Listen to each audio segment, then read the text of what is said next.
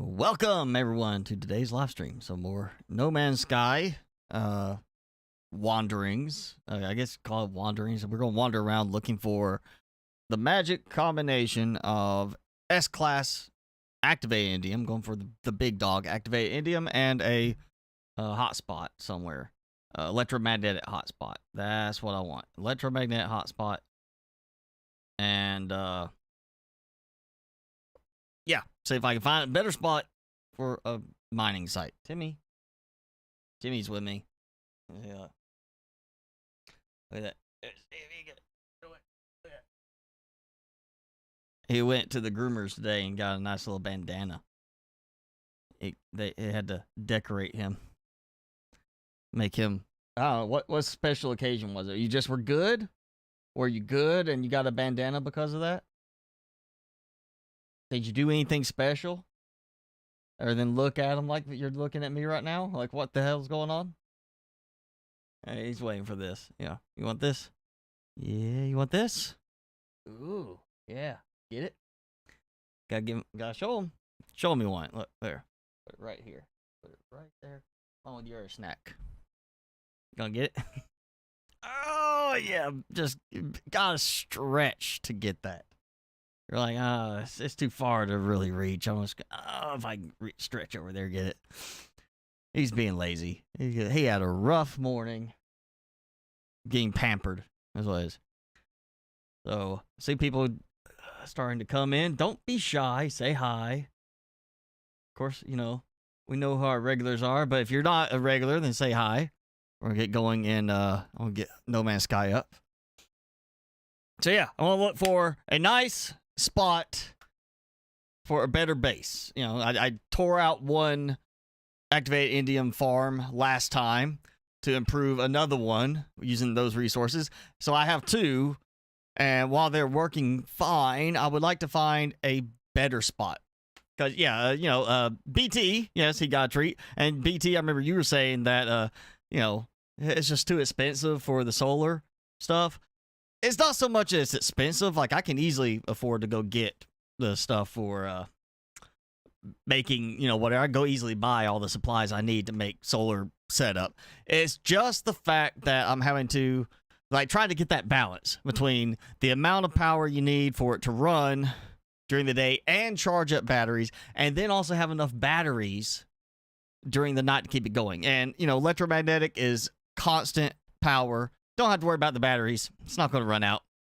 At least not at the moment in the game. If they change that, they're going to make a lot of players mad. But if I can find electromagnetic, it's not the cost. It's the fact that it is constant, consistent power. And, the fact is a little cheaper. As in, I don't have to build as much. That's it. I don't have to build as much. You know, it's not the cost of it. It's the time and effort part of it. I can, you know, it'll do better. And if I can find that, I'm going to build a mega harvesting farm and rip out both of the other sites. That's going to take two bases out and replace them with one. So I'm going from 3 activated indium farms to ultimate goal is 1 activated indium farm with more production than all 3 of them combined when they were active. So you just built a rusted metal farm with solar this morning. I still don't see a need for a rusted metal farm. It's just easy to buy ferrite dust. I've got stacks of it because it's just too common in the space station above this planet. Good afternoon, Felonius. And with that said, saying this planet, let's get going, diving in. All right. So I still have this set up, and even with using oxygen now to fund making condensed carbon for my stasis devices, even using oxygen up for that, I'm still producing more than enough oxygen. And I have not really scaled that base up that much. Now that I know what I know, I think I could scale it up pretty significantly if I really need to for oxygen. I don't want to, though. I want to let this kind of... I might build like another one. I'm still thinking of redoing this setup for the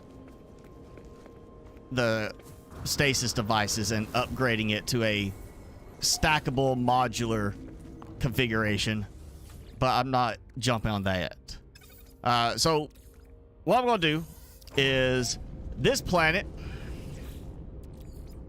I'm going to double check, but I believe I do have the option for activated indium on this planet. And this planet, because most of the planets I was going for, looking for a base, were to have activated indium. I could not find any good spots around Electromagnetic. Everything was just low quality around Electromagnetic, which I kind of want that S Class quality. So we're going to travel around this planet today, try to find another spot. Like I went around the planet looking for the gas location. I just got that. So yeah, activate indium and paraffinium. So if I really wanted to, I could build a paraffinium base here. But yeah, we're just gonna travel around today.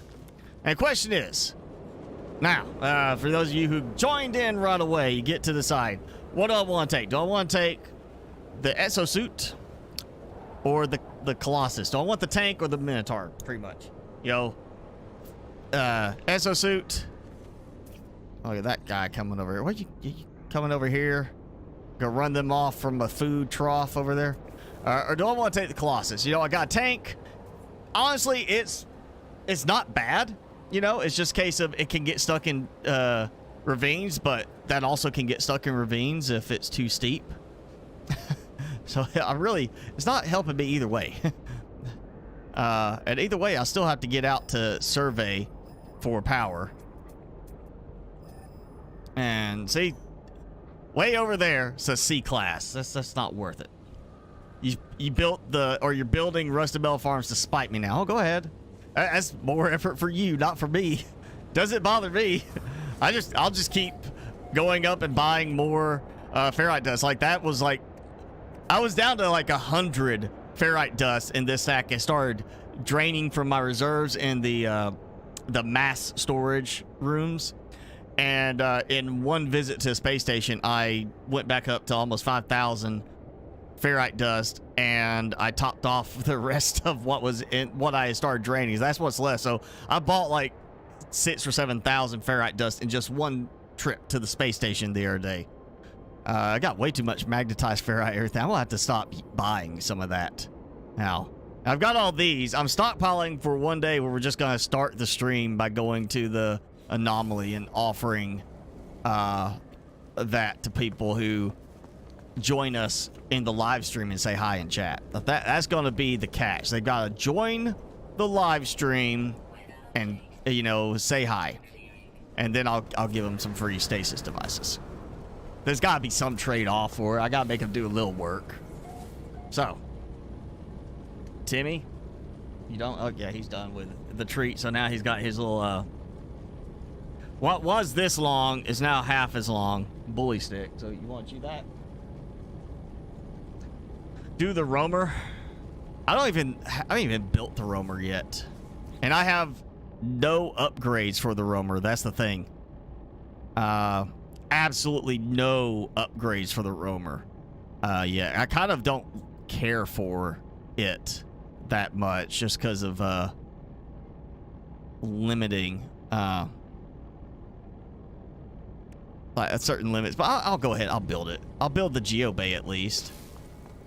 We might give it a try. Though I don't really have a good... I need to redo this. Just make like a little parking area down here. Not that. Just make a nice little parking area at some point. Try to make sure I'm aiming it. Yeah, okay. Aim it outwards.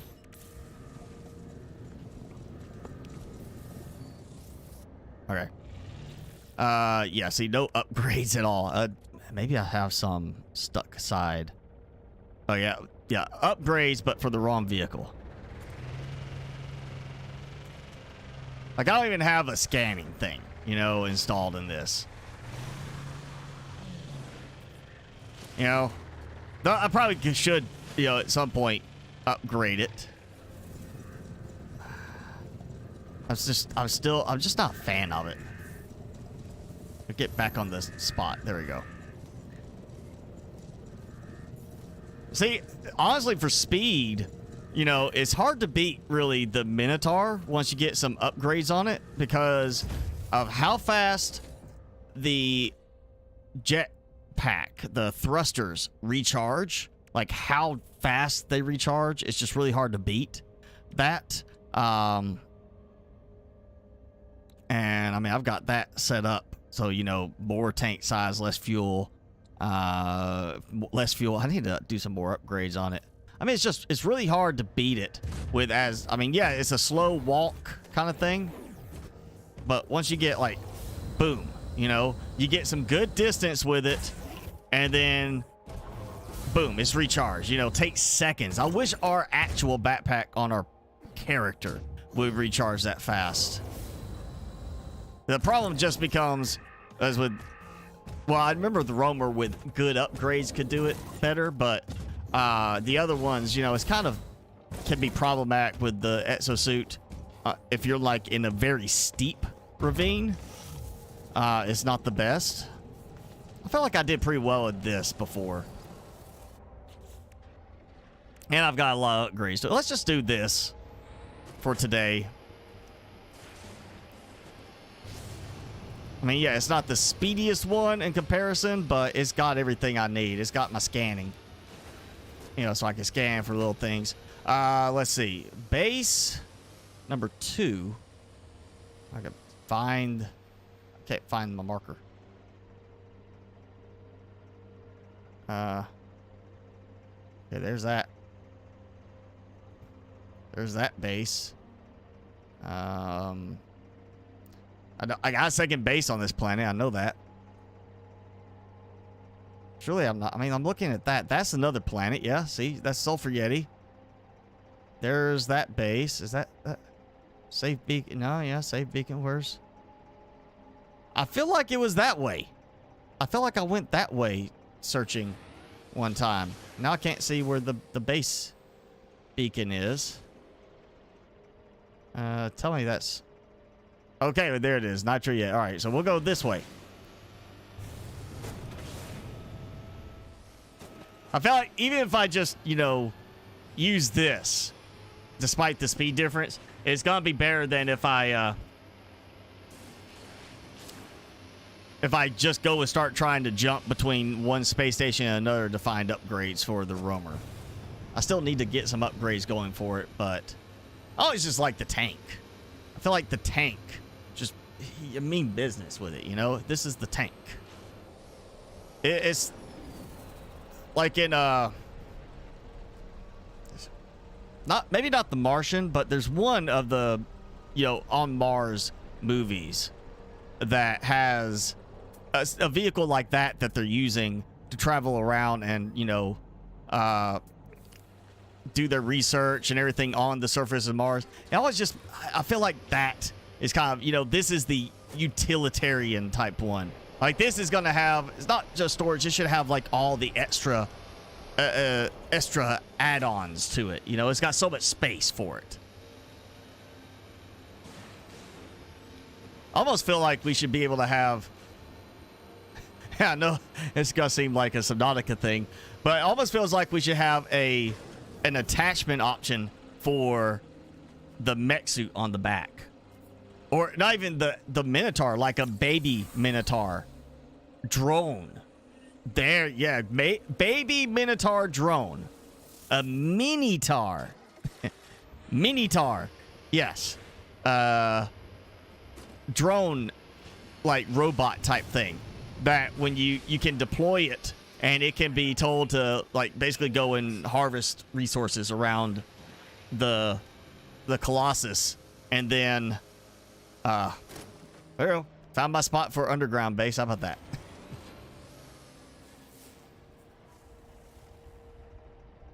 Alright, let's see what that is.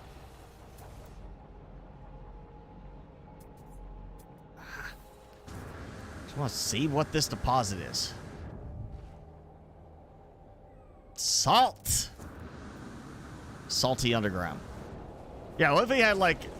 Alright, maybe not mini tar, like little tar, but have a robot. Maybe not legs, maybe like a little tank tread type driving robot that could be deployed from the back of the Colossus once you add the upgrade, and it just goes around and like within a set range and will gather supplies for you automatically, whether that's mining minerals, gathering from like the star bulb I just passed, things like that. That would be kind of interesting. It would give more, I think, of a utility feel to the Colossus. Like, hey, you know, you've got this to go and do work while I go do other stuff. I feel like that would be kind of neat to have. Okay, we got A class, or that way. Still would like an S class. I don't need another A class. Even if I do find electromagnetic nearby, I don't really want another A class. I've got those. I want S class, which means I want to limit myself on this. Yeah, kind of like a hauling. Well, I don't know.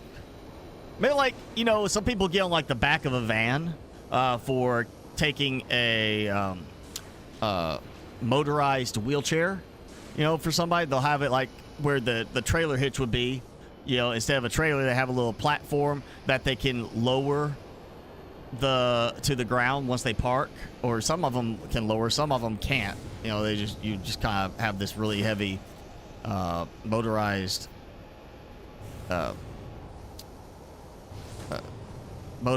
little crap. This is kind of a neat looking cave system, but motorized wheelchair. That's what I was trying to get out. I feel like something like that. Like you have this little platform that just lowers, and the drone little robot drives off of it. Again, wheels or tank treads. I feel like tank treads would make it seem more like it is meant to have grip and be able to handle certain terrain. And just have this little robot that you go like, okay, I'm going to drop you off here, and I can tell you go gather minerals, gather plants. And it'll just go around like, oh, hey, there's a plant right here. You know, I'm going to get that plant. And it's just like, okay, boom, got it. He didn't say minerals. I'm not going to worry about minerals, and just keep going like that. That could be kind of neat. Not so much a utility thing. I just think more of giving an extra, like, what seems like a feature. Almost like there, we got like the little turbine. But there's no, like, nothing that seems to need like a connection there normally. You got this little spot there with a little handle looking thing. What's the handle for? Do we grab that to climb up? Does it pop out for us to help climb up? It seems a little high for us to use as a handle to climb on. I feel like that should be, you know, just something like there, like it could just deploy it out. Even like, God, like a little arm. Just, we got robot arms as decorations. Give us a robot arm that just sets a little drone down. And, you know, it'd just be like a little harvesting drone.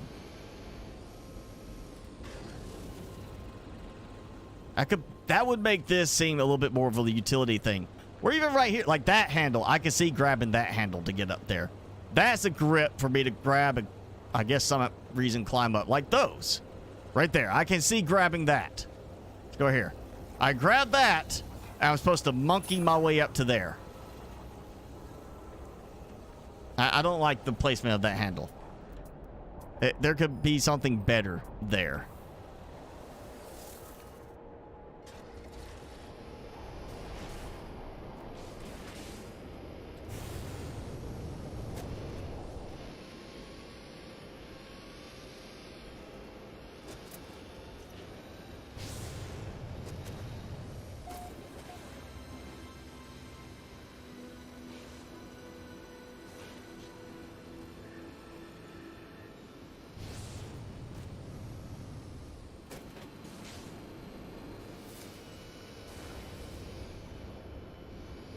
Ah.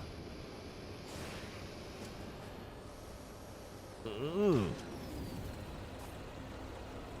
Well, that's kind of helpful. You know what? Let's save first, just in case something bad happens here.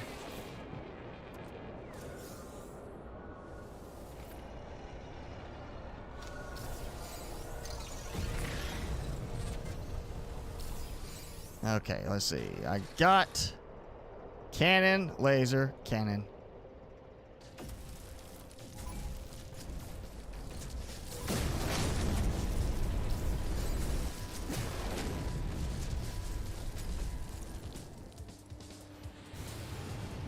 Haha!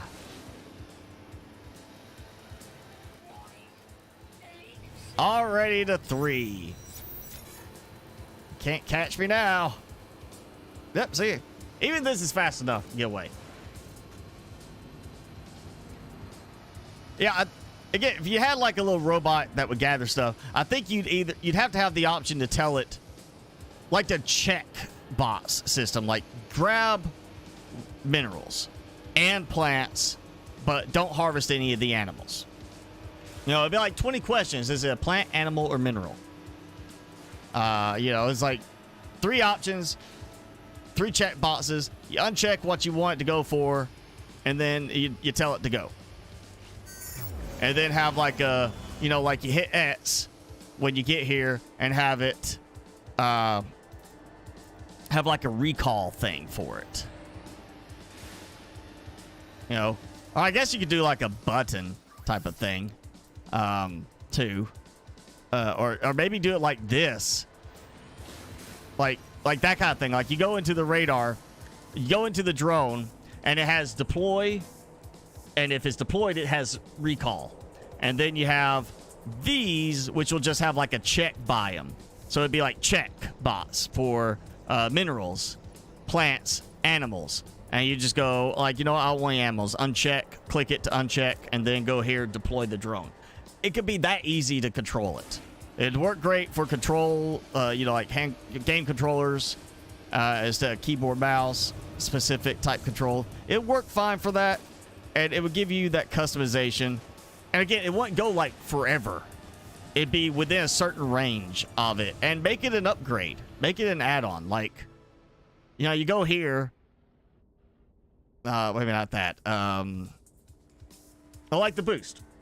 You know, you add on the boost, you add on the fuel system, have it be an add-on, you get it, and once you got it, congratulations, you now have this little drone that you can deploy to automate certain collection for you.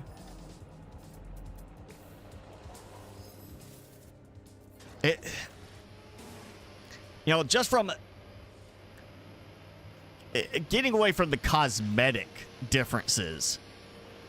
You know, you have the little light hovercraft type speeder. You have the roamer, and then you have this as the basically the normal driving style vehicles. Then you have the submarine, which obviously, you know, is specific use, and then the exosuit, which is more of a specific use.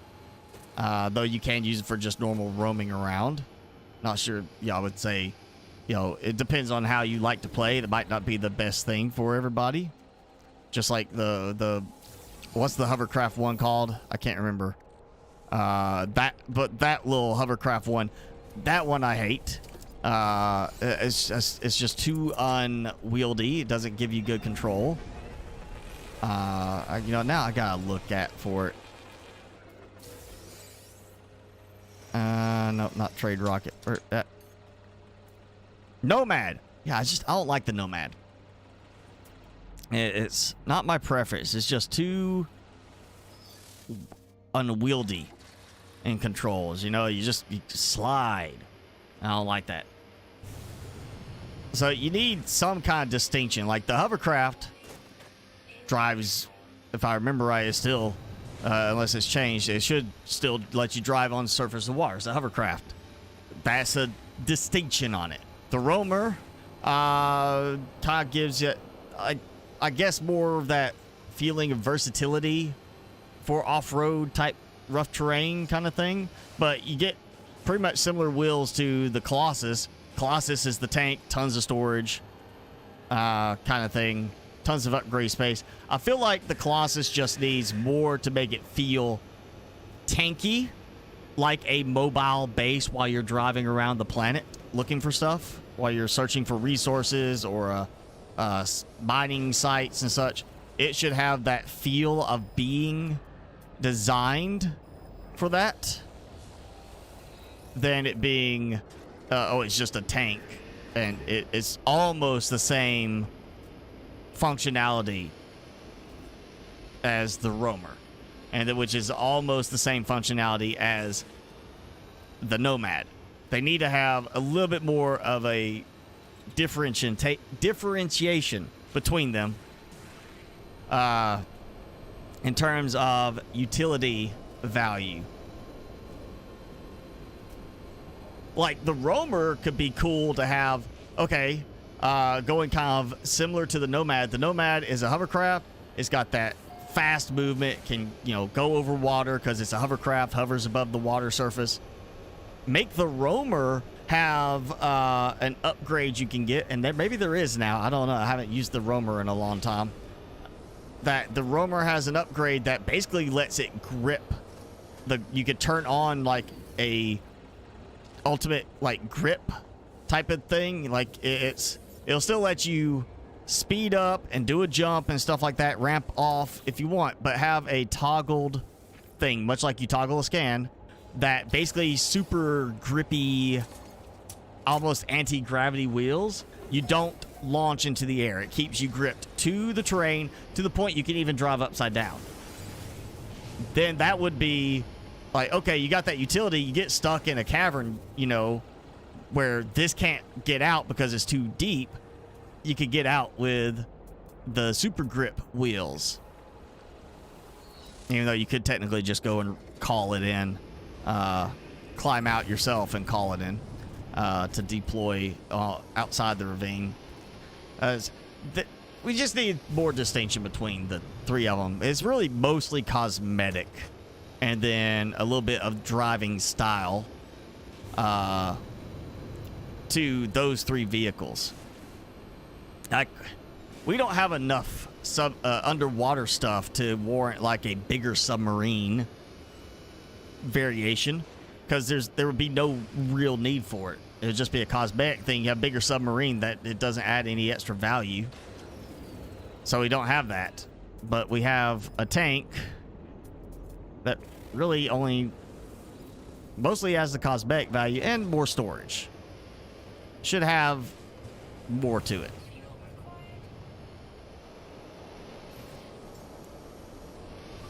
Oh, wrong thing. Yeah. Okay, I'll just recharge everything but the engine. It's like, that's the thing that says it needs fuel. It's 20%, but let's recharge the thing that's 98%.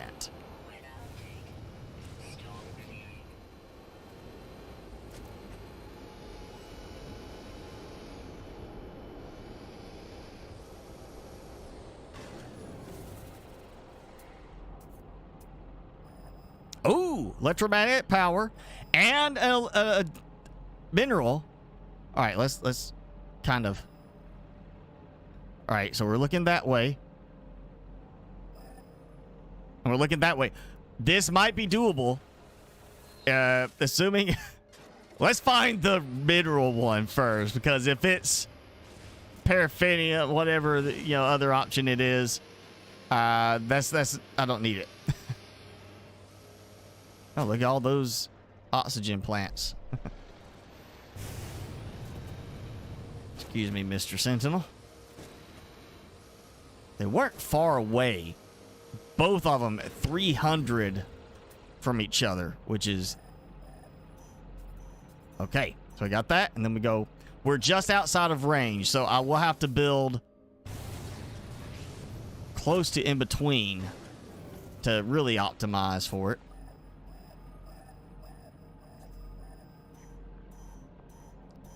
Please be indium. This may actually be... it's still not S class. But if this works, if this is good enough, I'm going to mark it. Activated indium. All right, let's find that magic spot right about there. Okay. Actually, And just to make sure I don't mess up. All right. Because, you know, sometimes I hit the wrong button and it takes away my marker, and I don't want to do that again. Let's find the electromagnetic spot and then gauge the distance. And I'm going to try to get them lined up and just find a spot in the middle. Yes, it's not S class. I was wanting the S class.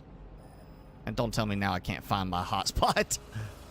Come on, I was in a spot. They were both 300 away.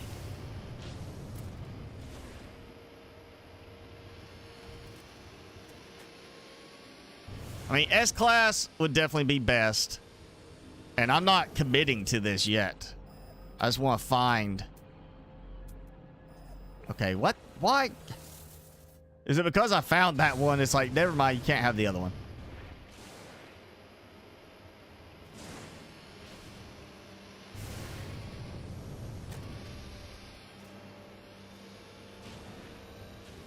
I'm just driving through tree after tree.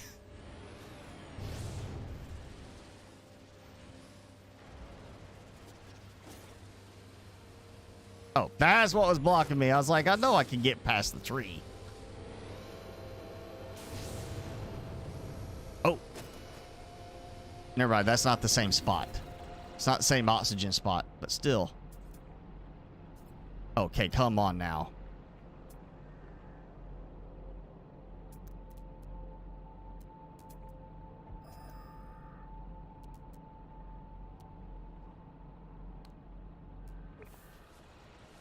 Wait, how far away is that? 248. I should be kind of like getting close to... I feel like it was coming from this direction.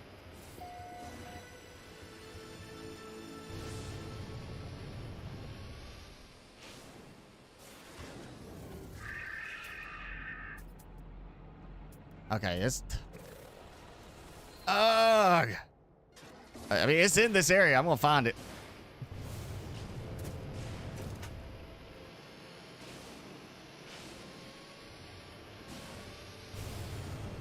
Oh yeah, the Nomad is good for when you don't have the, you know, submarine, the Nautilus and or Nautilon, and you got to go way out over water to get to like that mission part. Yeah, the hovercraft is good for that, and definitely hovercraft is good as like an early game one, I would say. But most of the driving part between the Nomad, the Roamer, and the Colossus is cosmetic. What do you like in terms of the way they drive? You know, do you like them specifically because of the cosmetic, how they drive? There needs to be more functionality differences between them.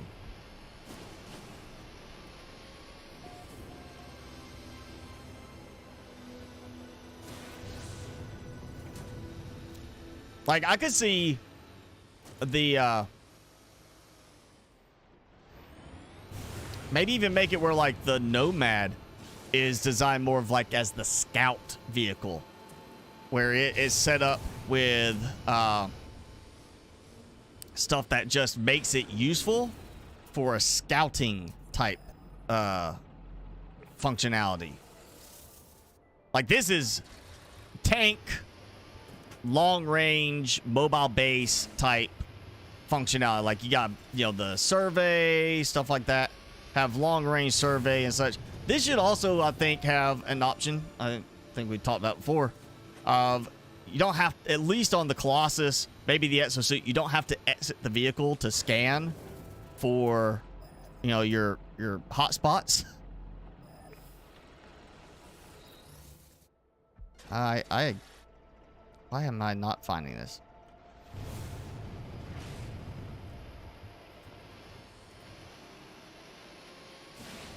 I feel like I'm probably just like barely missing where it is.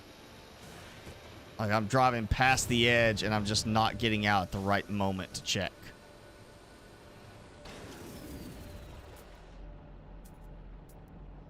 Okay, that's it. All right, I'm gonna go back over there,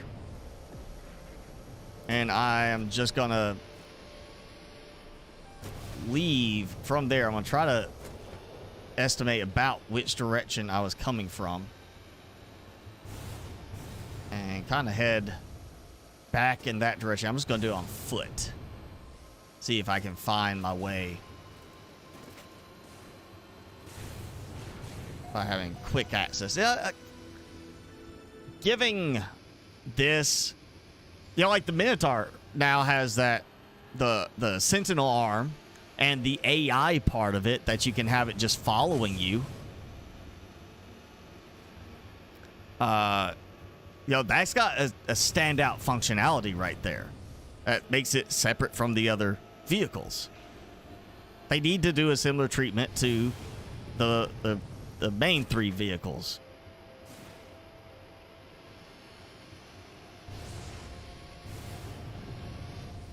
Okay. I wandered around here.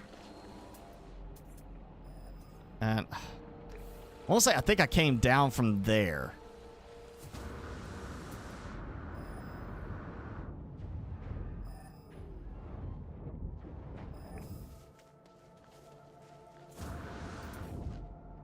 Let's see, where's my... All right, there's my other base. There's that. So I was basically coming in this direction, you know, like that. So really, it should be somewhere over here unless it deleted it on me, which should not be the case.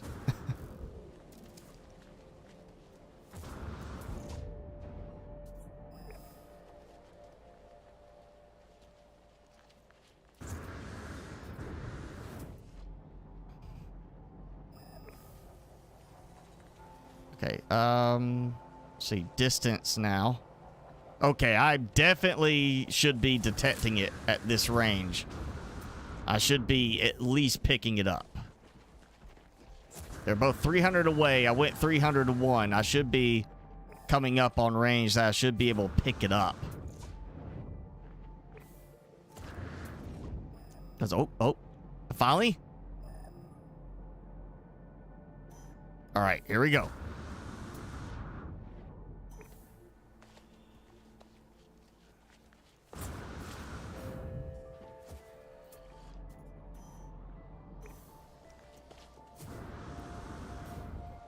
Like, really, I just need it to be where I can build all the way out, you know? It doesn't have to actually be cosmetically connected. Yeah, I've done that in Subnautica before, where it wasn't physically looking like it connected, but it was, you know, base from the surface all the way to down the lava area.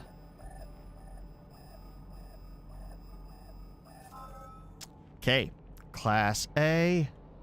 Oh wait, it's all at 8.1. Ooh, look at that, 8.2 there. Bam. Okay, that and just in case.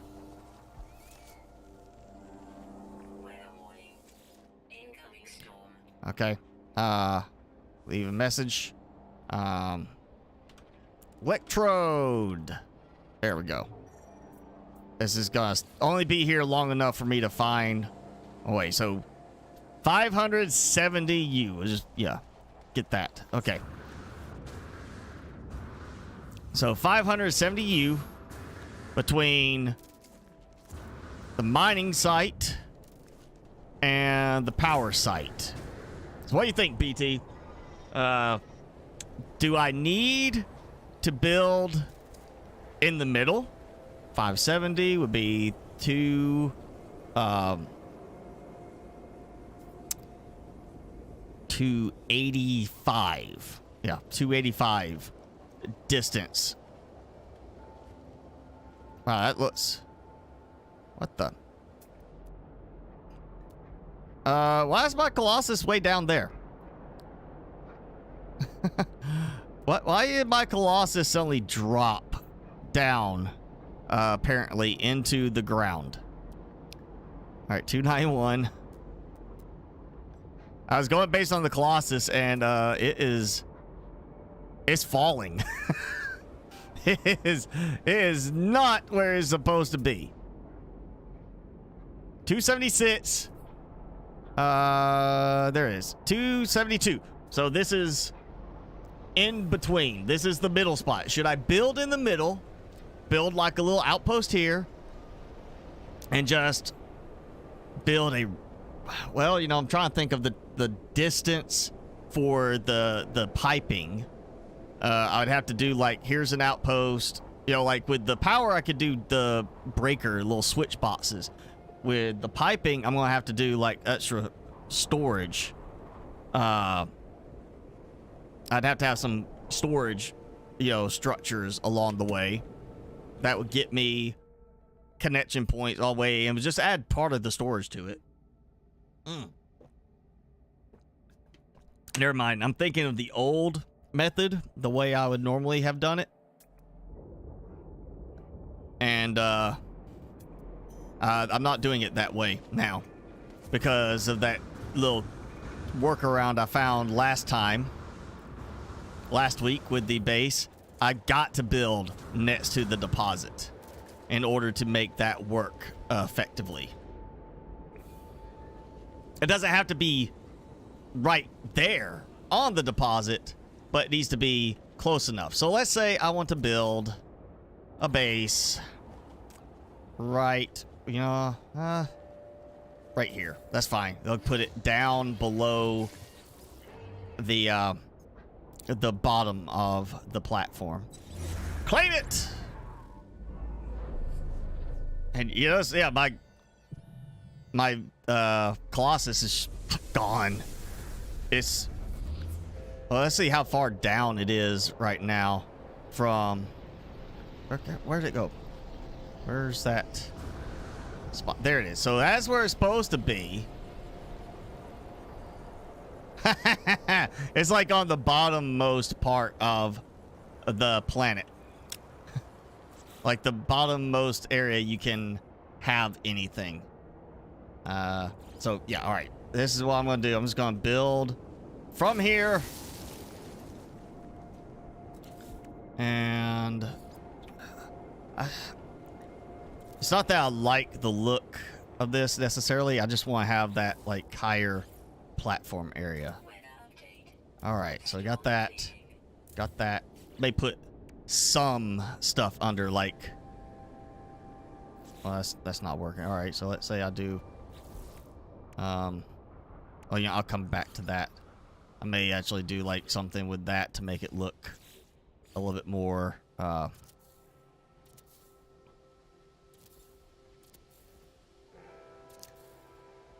So this will be storage. This will be a storage area. And then right here, above that, which, you know, just... You know what? Fine. I'm just gonna... Just be easier. Extend it out this way. Not like I can't make enough 4,000 available to build. I think I have enough building capabilities. This way it'll just line up nicely.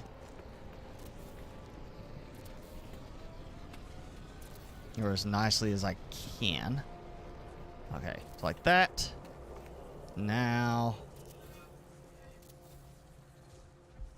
Oh yeah, look at that. That looks like it's almost spot on.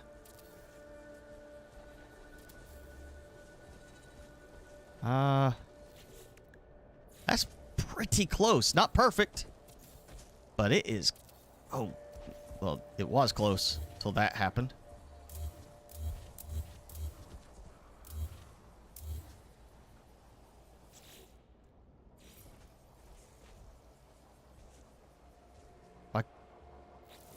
Okay, why can't I not build on that now? What?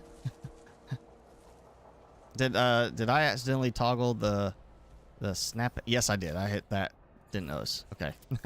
I was getting a little concerned. All right, that's what I did at the other base.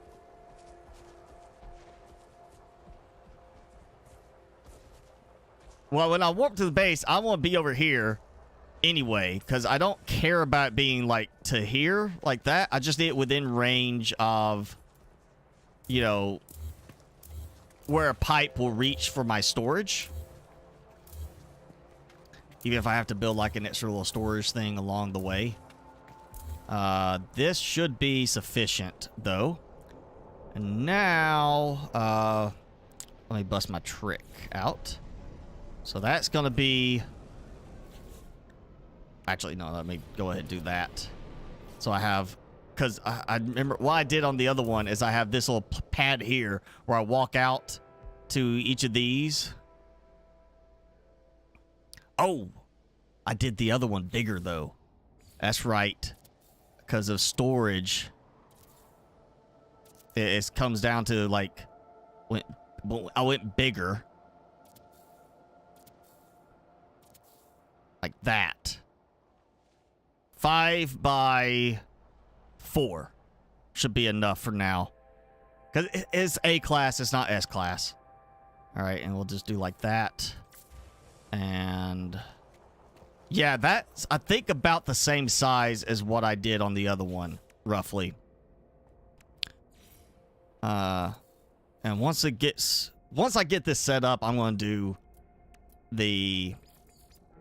I'm going to go and deconstruct the secondary base.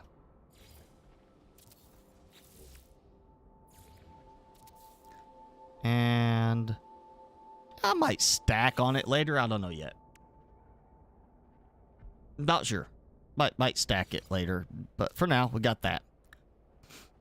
So we got the mining site there, which I did 3 by 3 because I need to split it into manageable sizes, manageable counts of extractors, so we don't go too far into the whole diminishing returns. We're going to get diminishing returns, but it's going to minimize the effect of that. So we're going to get a good amount of return for each floor, and then each floor is going to be connected to each floor here as a separate mining function, as a separate little mining, as basically a separate mining operation. And I'll just go through floor after floor getting the resources. So now I gotta make my way over there. Okay. So this seems... that's actually not bad of an alignment. So we're gonna go like this. Now that you keep saying the walls thing, will walls be absolutely required, or is it just building out like in Subnautica? As long as you just keep building, you can extend your base out. So I remember at one point you could only build so far from a beacon.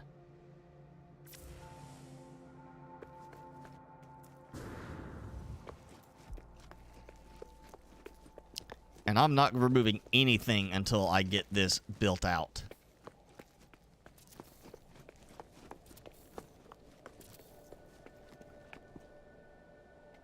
It's gonna take a bit.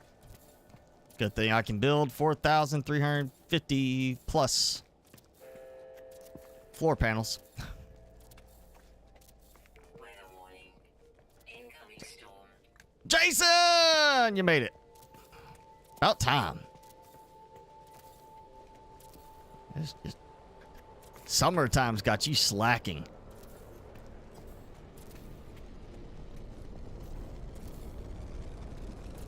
Now, I'm just going to build floor panels until it won't let me build anymore. Because I can walk on the floor panels.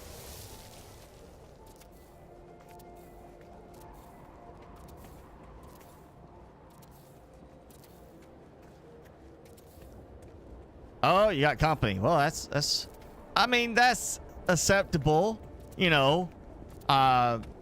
Just, you know, have them join in on the live stream. Just put it on mute on everything but one device so you're not hearing like a potential echo. and then you got, you know, you're adding to the number of viewers on the stream. And it actually counts the number of viewers being added instead of just being, oh yeah, I got company over here, they're watching too. Okay, yeah, that's good enough. This was pretty wide of a range on it.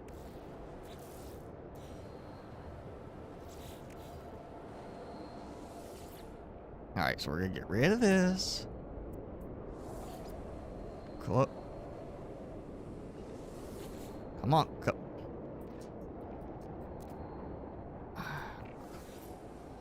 Oh, okay. Not letting me pick it up. Alright, but that's the middle.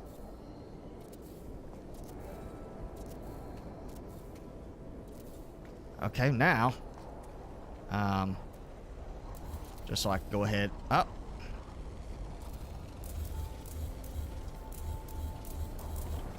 There. Okay. Come on, come on. Can't target this. Nothing. Yes, don't. Fine. Go down here. You know, let's try this. Cannot pick up. So they deleted the option to pick it up. Close beacon, yeah. Can't destroy it like that. Really? Really? That? What the heck? Alright, you know what? I'm actually going to leave the rest of the walkway because I know somewhere I'm going to need to put in something to hold like a connection thing between the two sides. And since power makes everything work better, it's time to do this. See that? Ooh, I like it when I get it just kind of lined up right from the start. And go like that. So this will be 25 per floor. I mean, that sounds like a pretty good amount of power to me. Ooh, you know, I'm almost to the point now. What if I just decide I want to? I may take the harvesting tower, like the you know, or the storage tower, and separate the rest of the base from it at some point, because I decide I'm just gonna rebuild like the other base that's on this planet. Why have a separate one for stasis devices when I could just move everything over here to like one base and do that? Okay, I may end up taking out the other base. Like the main base may now become the base over here. That's a good spot right there. Let's go ahead and wire in at least the middle track like that. And then everything will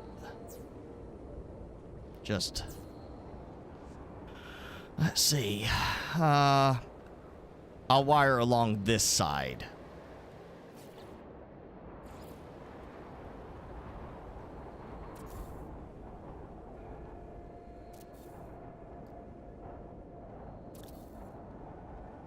Oh, this is gonna be so much better. I think I'm gonna ultimately eliminate 3 more bases with this. That's just gonna be so great. You know, not having too many bases where it's just, you know, unnecessary functioning. Only thing would be even better is I turn around and find out that there's like, what is it on this one? This planet? Whatever other resource, the gas on this planet that I had to have. Turn around and find out there's another one like right next to these, and I just go replace a 4th base. Have like the ultimate base. It produces everything that I need from this planet. Okay, there goes that. There goes that. Which is going to get me all of these.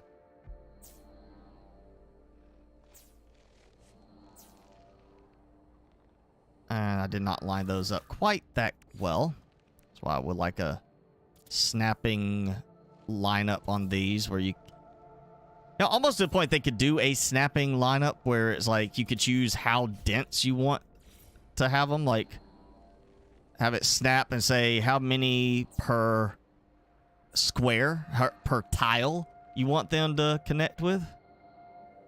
All right, so that one there, and then we just need one. How far out can I get this to go?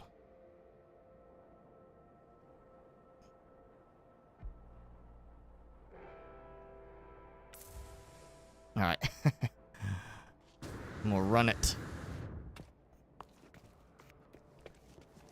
Can't have too many AI bases. Oh, activate Indium bases. Not AI, like artificial intelligence. You have me kind of wondering there for a second. I mean, yeah, you can't have too many as long as they are working effectively. You know. But, you know, why have like 5 different bases if you can literally have one base that is better than all the rest? Okay, so that is the limit. So we'll just go with this one right here. And what I want to do is I'm just going to build like a stand for it kind of thing. Like that. Kind of making it seem more like a little, you know, tower. If I can get this to target. Okay, don't target underneath. Yeah, don't let me build down. That's totally fine.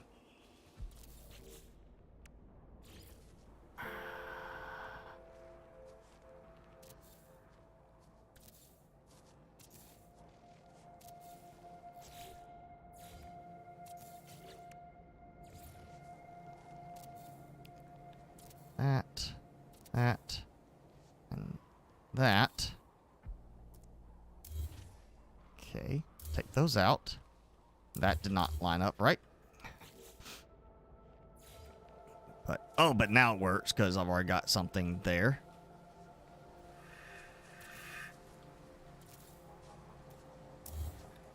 All right, and now can I get these to target? Well, that.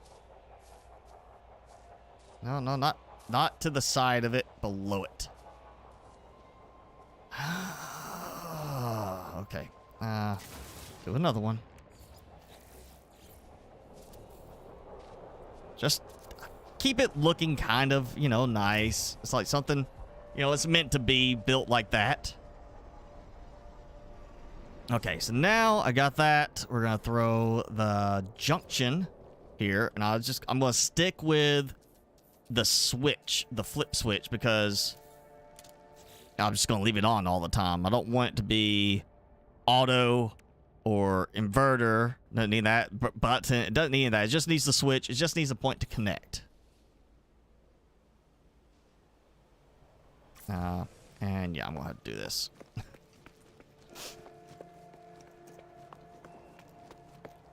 Your sisters think YouTube gaming division is waste time. Ask your sisters, or you can answer. Do they watch sports of any kind? Any kind of sports. They watch tennis, American football, soccer, whatever.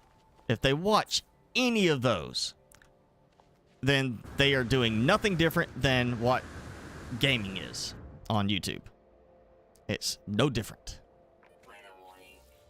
That's the thing. If you like playing sports, watching sports on TV, like American football is a big thing.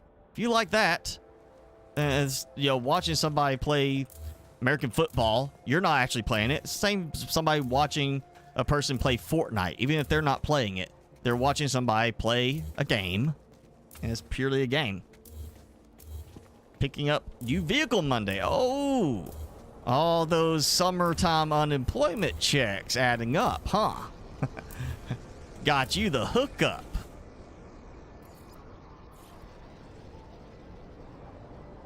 All right, now let's see how far I can get this one to go. 4-hour drive to grab it. Wow. Ugh. I mean, you're driving there. Are you trading in the vehicle you're driving there? Like you're driving that one in? Last hurrah. 4-hour drive. And then you're like, see ya, old vehicle, and get the new one and drive it back. Or you got somebody taking you. And then gonna come pick you up afterwards. 2 long. So this is the range. I'm going to bring it back to here. And we'll go same thing. You know, I'm just going to make this a little bit easier on me. If I can get, I'll just do a floor panel and one side while I get this laid out. And who knows, in the end, I might relocate stuff closer to this to make this work. Oh, I messed that one up. It's okay. Oh. Go.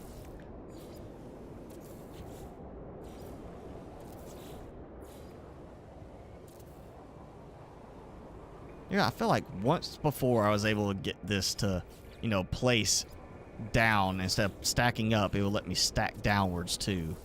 Now it doesn't want to do that. Okay, that is in the ground. Yes. Okay, so we got that. So we're going to go with boom, boom, boom, boom, boom, boom, boom, boom. And then same thing on this side.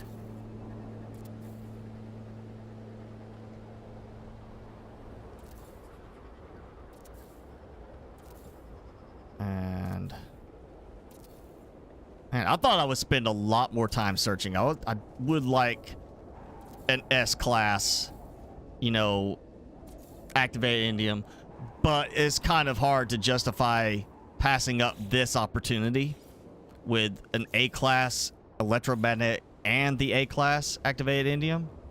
I mean, that means plenty of power.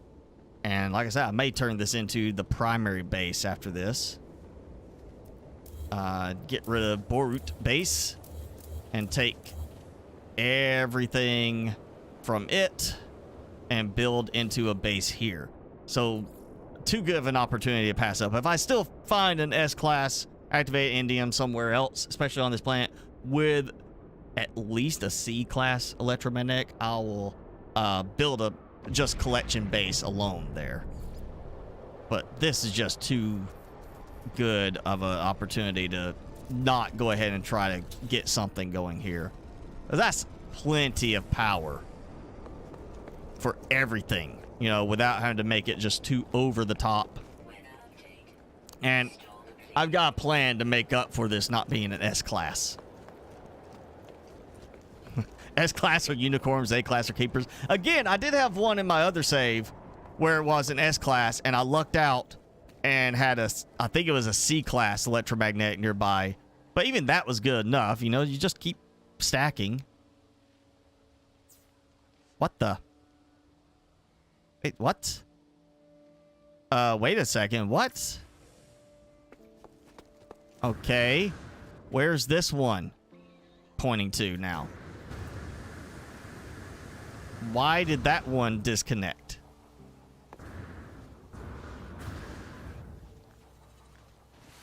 That was not too far. Why did that one disconnect? Did I click the wrong thing? I built it in range.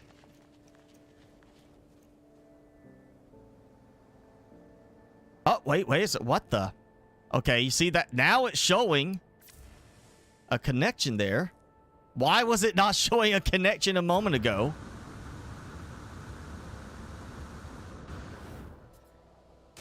Did it just not render it in? Was I just too far away? That might be the problem. It might be that it's not rendering it in because the switch wasn't even there a moment ago.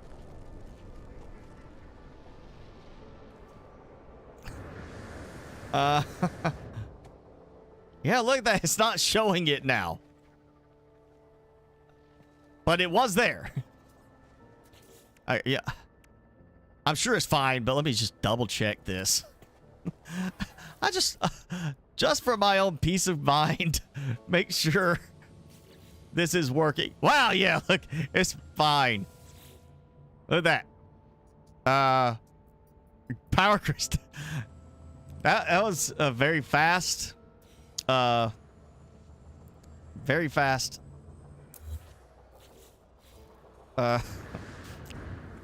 Power up right there. Okay, yeah. Just had to double check. That's weird. It's like, say, they're not wanting to show the other side of it because of, I guess, the distance. Peter! Thanks for joining. Oh, you're seeing that old vehicle to the scrapyard. I mean, is it like you're sending it to the scrapyard, or you're trading it to the dealer and they're going to take it to the scrapyard? Or is it you're just giving it to a dealer and they might fix it up? Because I usually, you know, especially now, people not wanting to. There's still people that want to hang on to, you know, gas use cars. They're not wanting to give up those. They don't want to go to electric. Yeah, I would think that the dealer would be like, yeah, we can sell this. Okay, that's working. It's not showing the connection, but it's working. I don't have the wiring visibility set up to be turned off yet.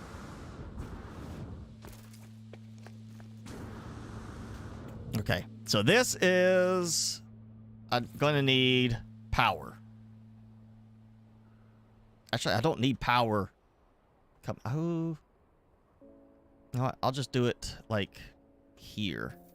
That way, if I do take the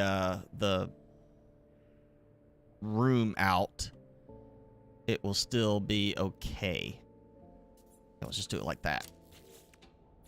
Okay. And I'll just run it to here. And that can go here. Make sure I'm targeting the right one. There we go.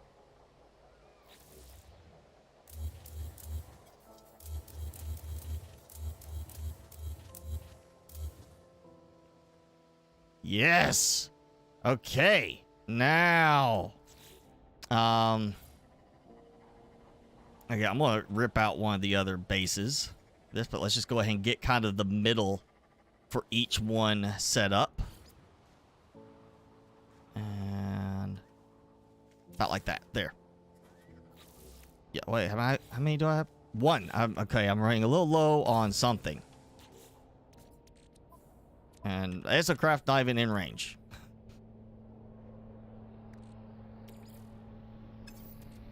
Okay. Freighter is just...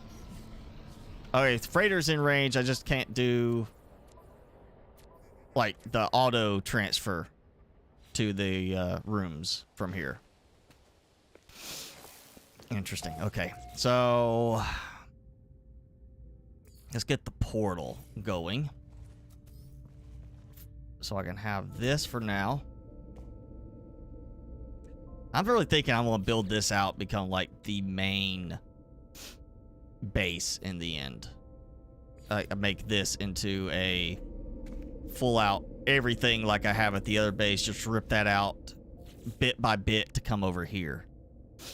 And make this a larger one, building off of that. Just make this huge. You know, all the stuff, redo the design for the 10 stasis devices a day, stuff like that. Just have all that going. And you know what? Let me just... There is a Class C hotspot, cloud hotspot. Oh, okay. I gotta go see it. I gotta go find out what it is.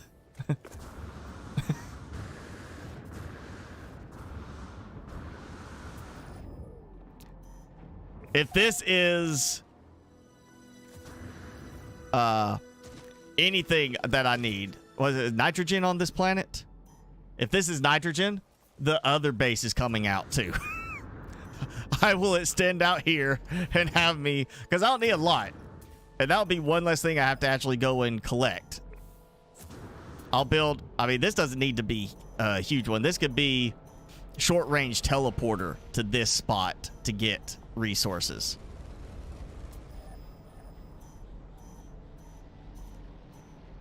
come out here and clear all of the terrain.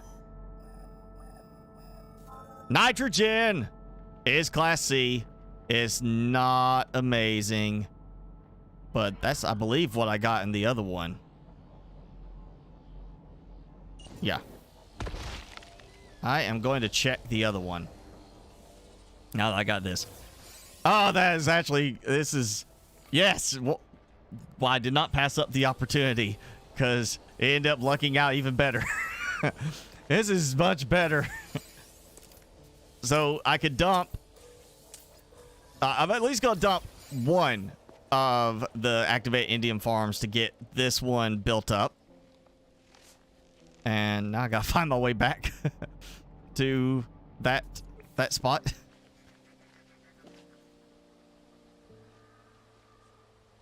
There we go. Okay.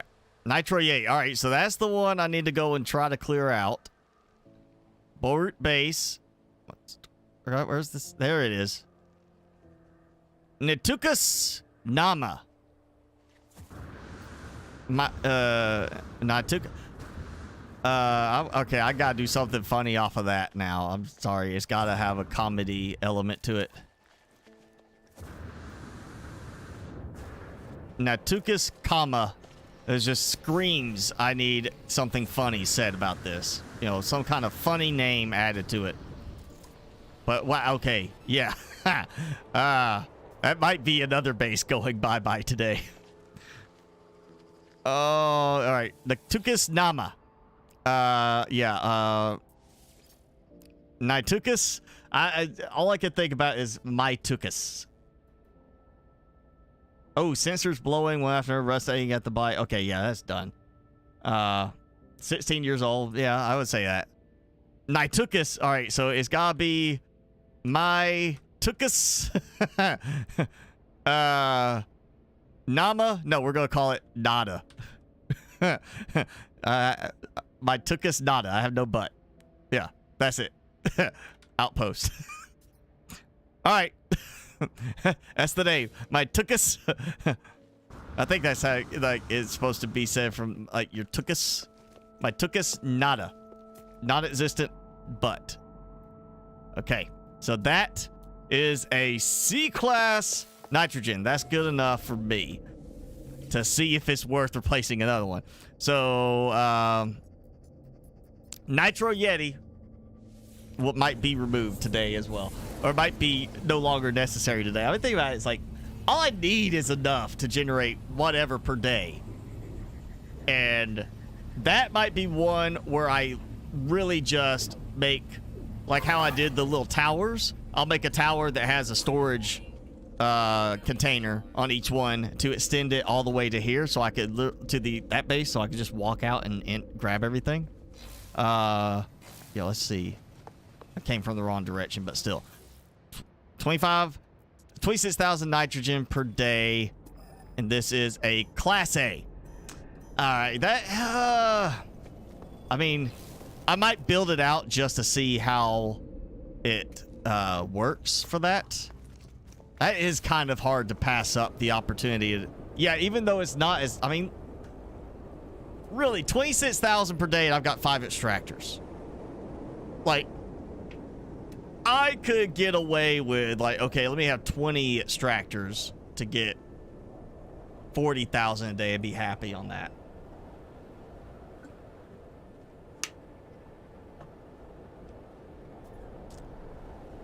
A huge base, overcompensating. Oh, no, I am not overcompensating. I am consolidating.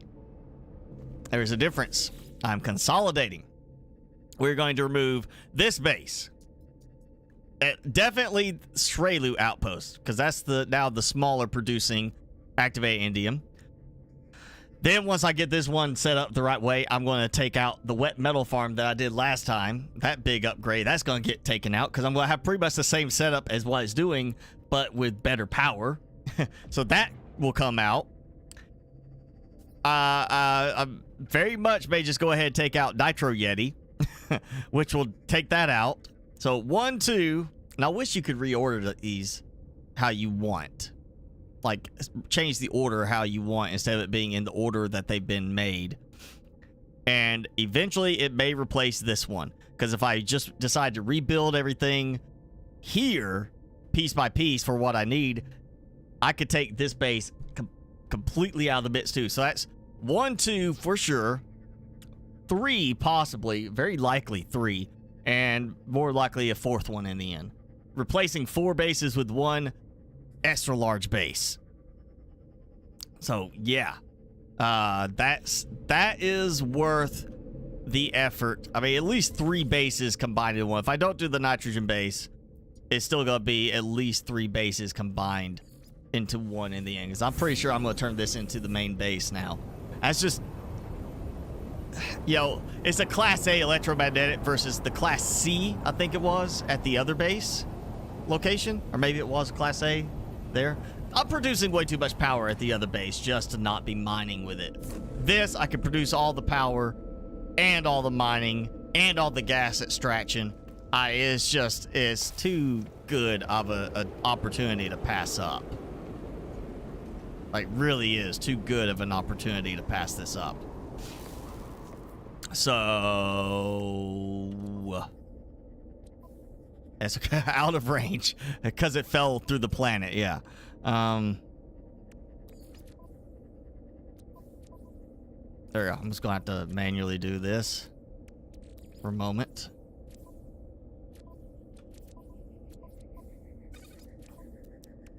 So try to get some of these out of the way.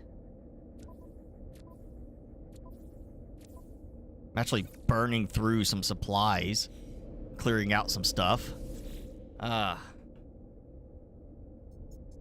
Oh, your father works for Chrysler, so you gotta drive 4 hours to pick it up because you're getting it from where he works, or you're getting it from like the warehouse, like the distribution. Like, oh hey, before it goes on the truck to drive it over here, we're gonna go pick it up there. And a 6-year extended warranty. Does the warranty? All right, let me ask you this: is it a warranty for 6 years period, or is it a warranty for 6 years versus mileage? Because mine, when we got it, it was an option of, or actually, no, not this one. It was my last car. Had an option for an extended warranty, but the warranty only covered, it was like 5 years or 100,000 miles. So if you drove a lot, which I did for a while with my job with that car, it was like in 1 year I did 40,000 miles. So basically it would have been like 2.5 years or 2 years I would pass the point that the warranty covered, even though it was a 5-year warranty. So you know, that's, I just want to know if it's like you're getting a special deal on the warranty, like it's 6 years period, or is it 6 years versus 100,000 miles or 150,000 miles, whatever. Because usually they try to get around that part, you know, saying we're not just going to give you 100,000 miles or a 6-year warranty period.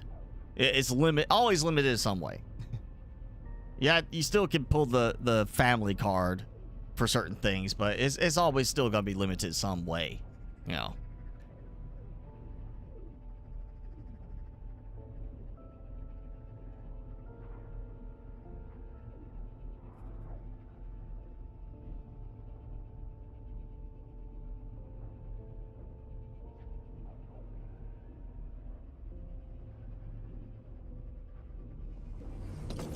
Oh, it's actually his work. So your father works 4 hours away from you, where you are. All right. Hey, Dad, get me a deal. I'll just have to drive way out there to get it. Wow, that was a slow build up right there. That's why this is getting cleared. And I did not play yesterday, so I've got a lot of storage here. All right, this is the one I am ripping apart. So, you know, I'll leave that for now. Oh. No, not Wish you could just click something to have it be delete mode all the time and just have you know, the left click be delete mode.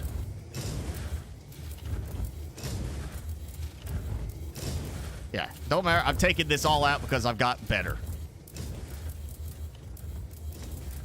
This was not the most optimal setup anyway. You know, I was going to have to redo it, period. So So I'm just gonna take all of it straight to my inventory. I got the room.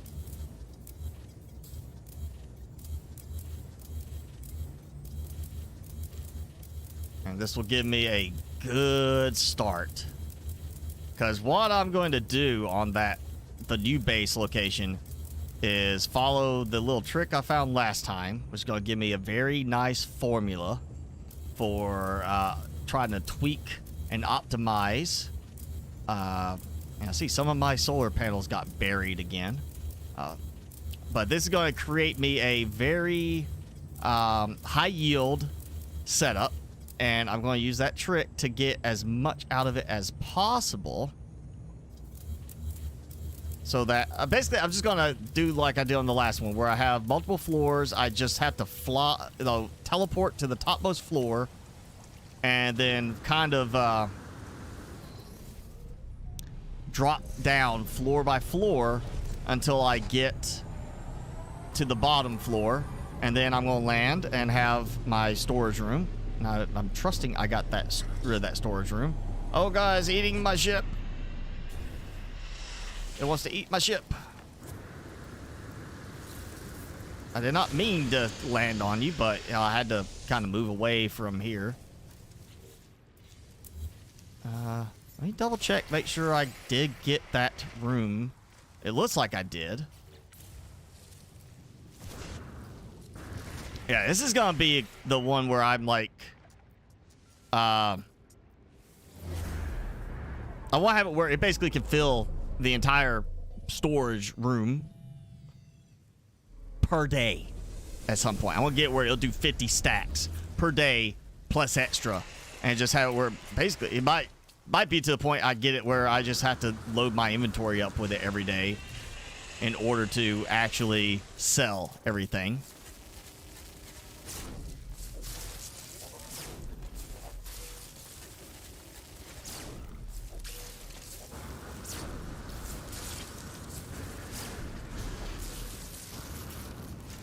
There we go.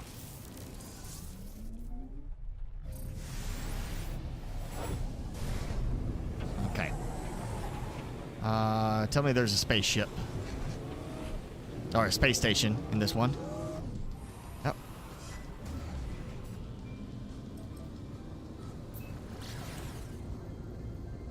So yeah, I'm gonna make this just as infinitely expandable as I can make it. Power-wise, I'm good. Mineral-wise, I'm good. And then, gas,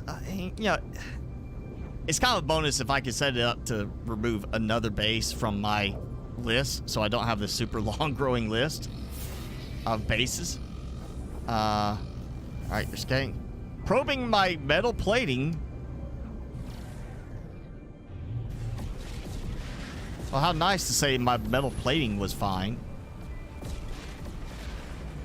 That's a lot of frigates popping in, ready to jump to a new fleet.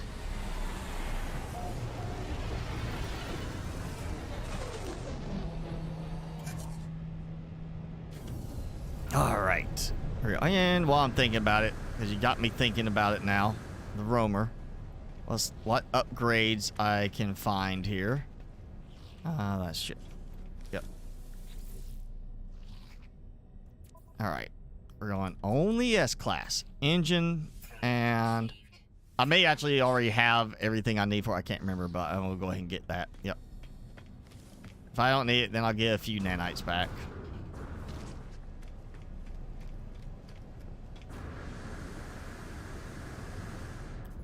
Ooh, yeah. All right, so that's one base taken off of there. Let's go here so I can fix my vehicles.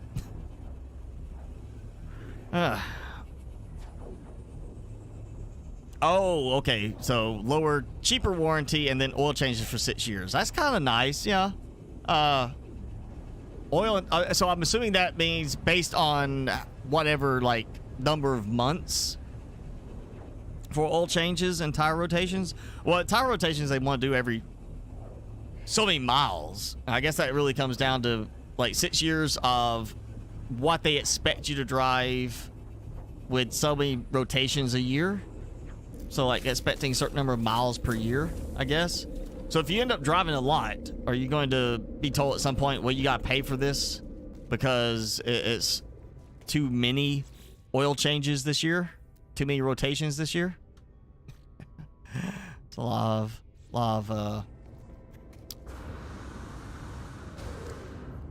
of metal plating right there. I'm going to clear some of this because I got room.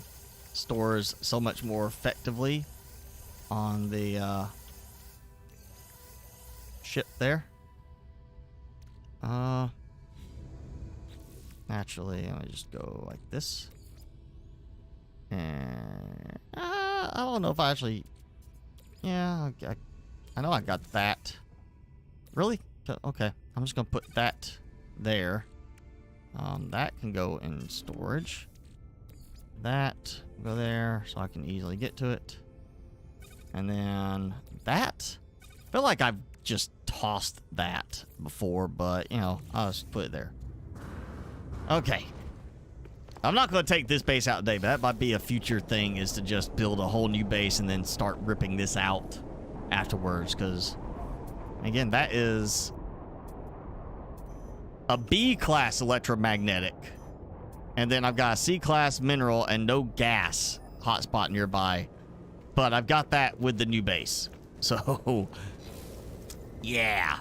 Definitely worth maybe replacing 4 bases with 1. I feel like that's worthwhile. Again, I just wish you could, like... Is there a way to reorder them? Is there a mod for that? Let you, like, adjust the way they display in the ordering? So, the main one can be the first one in my list? Is there a way to do that I just haven't seen before? Because obviously, it's probably already the biggest one in terms of just the size of it as far as range. All right. Let's, you know what? We'll do power first. Because there is going to need to be a power junction box to simplify this. Okay. And now, mill extractors 43. You know what? That's fine. I'm kind of out of range because I just need to get kind of the general frame going.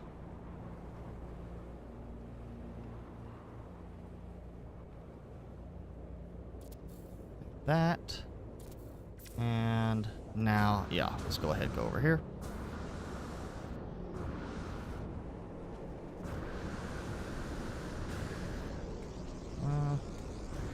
So I'm out of the way.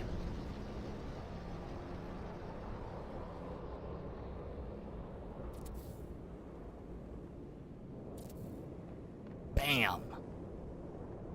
All right. I think I'm just going to do the same thing as I did at the other one. Is I'm going to wire down the middle like this. And then, because of where that is, I may just wire along this side. And just go ahead and do it like that. So, middle, you know, like these will connect here to here. And then this will connect here to this side.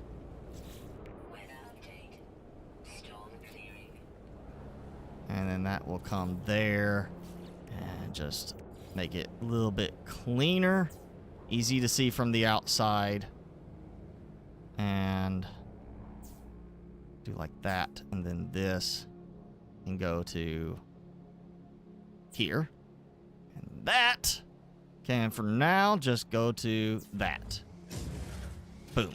And let me turn that off for a moment because I don't want the noise. Yes. Shut up. It's too noisy. Alright. So this will be, yes, more than enough. And this is still going to give me 25 per. Maybe it was 20 I did per floor on the last base. I can't remember. If I need to, I will take some of these out and just may actually like. Ooh, actually, you know what I might do is go ahead and just connect them up. Well, it's power, and you know what? May turn them on, get them all wired up, just turn them on, and then connect one at a time to kind of find that optimal point for the production. Like, where does it really start to like tank? Because I can't remember what the count was supposed to be. If you know the count, go ahead and say it in chat. But I can't. I know there's like some point where they said this is the optimal part where you start to lose, like you get the diminishing returns, and then it's just a question of how much after that. And I probably need to go ahead and before I do that, I need to get some storage going too. Storage 118 available to build. I feel like that might be sufficient.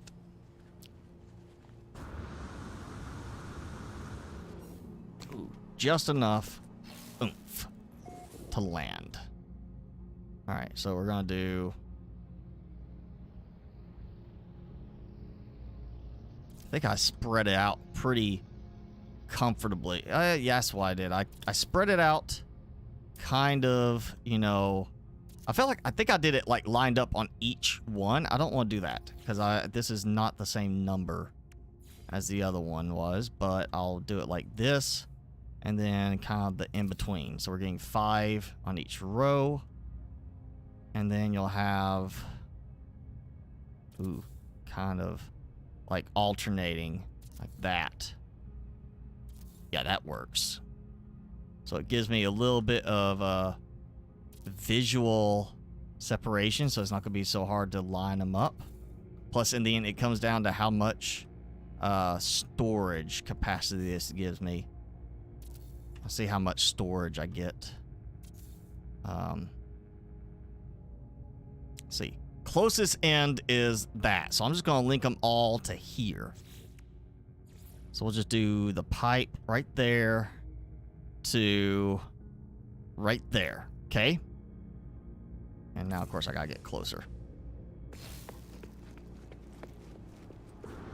Well, let's see. Actually, go ahead and do that one. Like that. And just see what I'm getting for a single row. All right, so that's one row of those connected.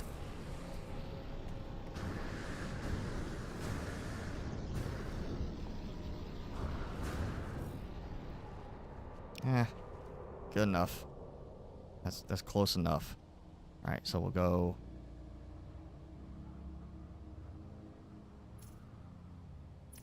I'll do a row like this because that's how they're running.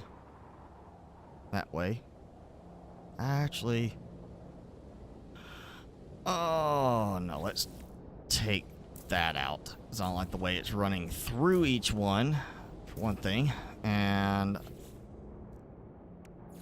the rows are connected that way, but each of these is its own row, so we're gonna go like this. Okay, so now power for this. I love how I'm sitting here, but because I'm in build mode, my jetpack doesn't charge. All right, so I'm producing 222 an hour, 1,192 an hour, and total storage is 8,250 right now.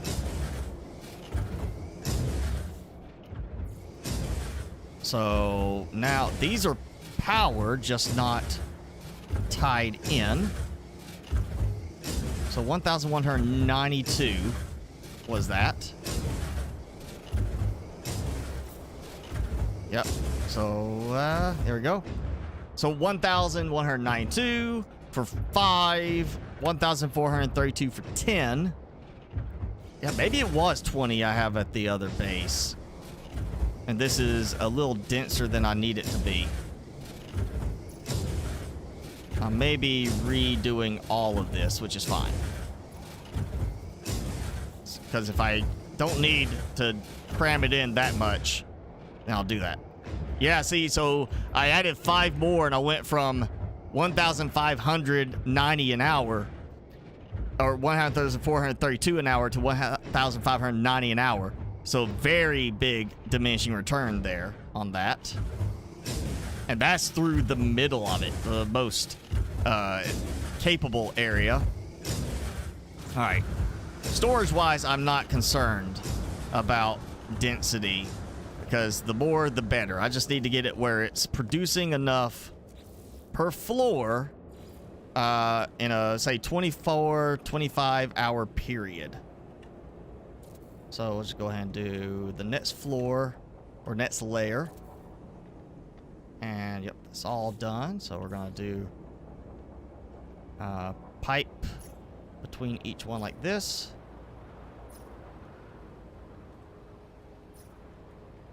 The great thing is these don't actually need to have it be in a certain flow. So now that gives me 11 hours for that with 15, which let me double check. I'm pretty sure I did more. I think it was what, 1,900 an hour at the other one, which should be, I mean, it's a class A at this one. Also probably need to empty out everything right now. I haven't done that.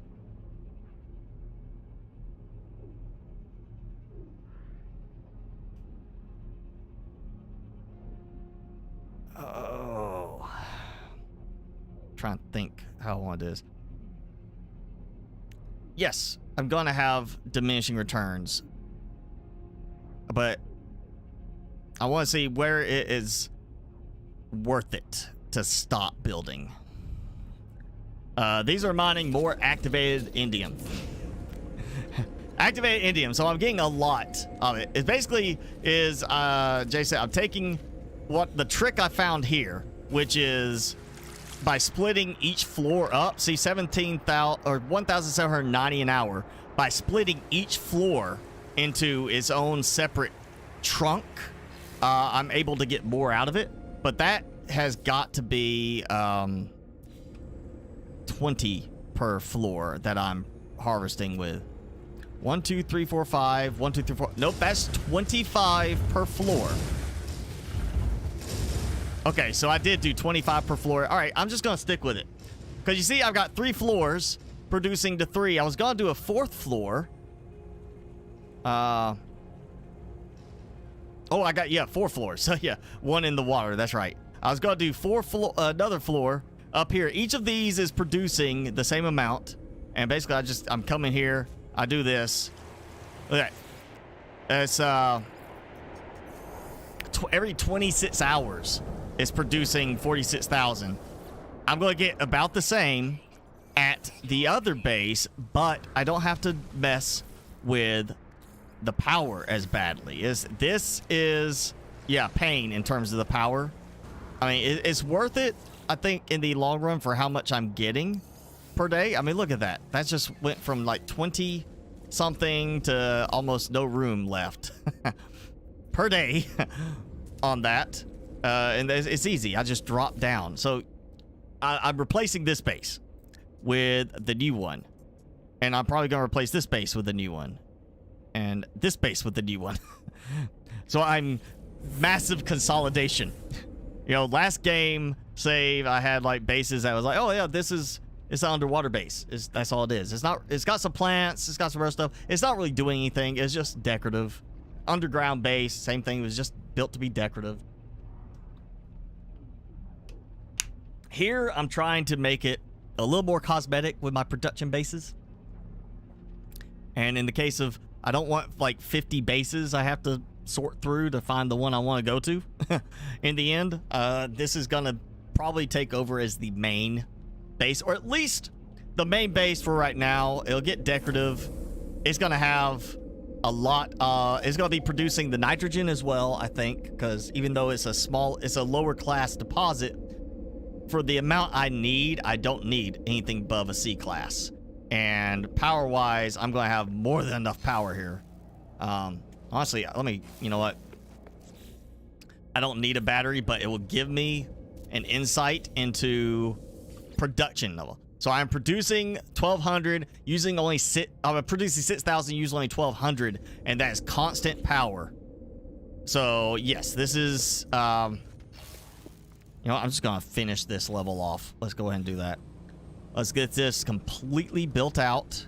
I feel like, let me see what density I get on this in terms of this layout with this generous spacing.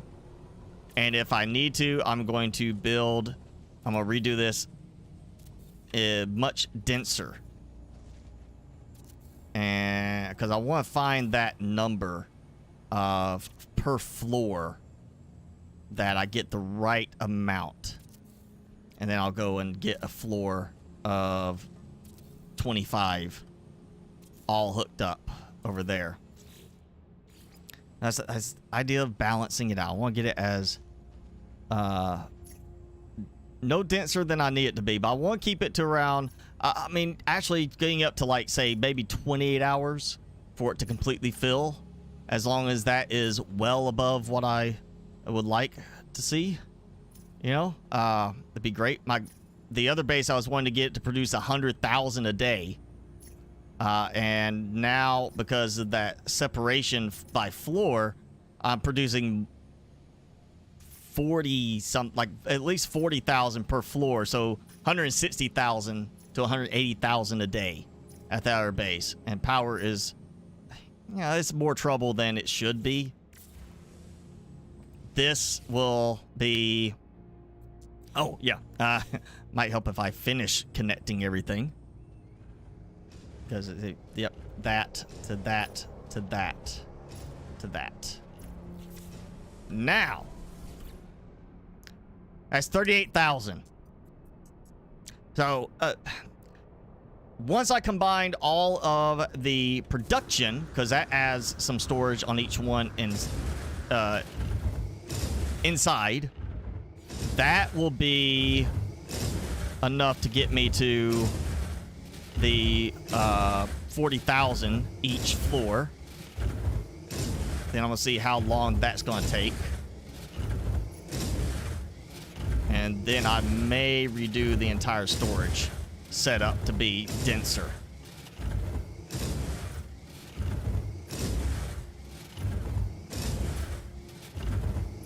My optimization is based on time frame, not amount. So 41,000 a day, so I got less storage, but it's gonna take 22 hours to fill it up.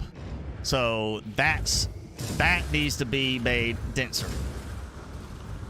I need more storage capacity here than what I've got right now. And okay, I'll just put that there. Okay, let's fix this by going boop. There, that's what I need to do. Okay, so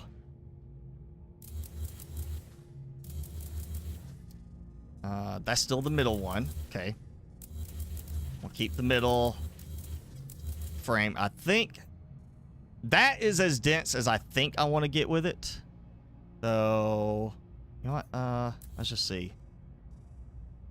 So maybe a little. Yeah, I'd go a little bit more. I'd get one more nice row in there on each end. That.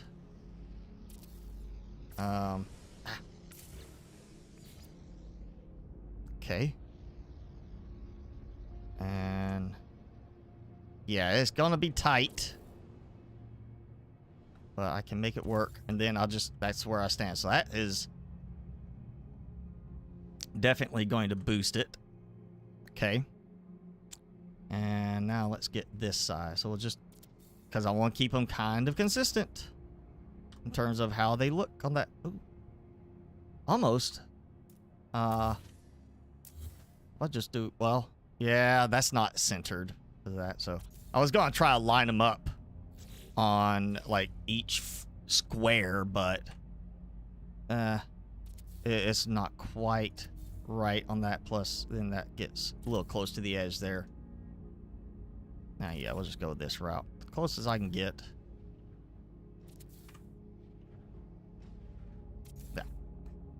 Okay, so that alone is how much more?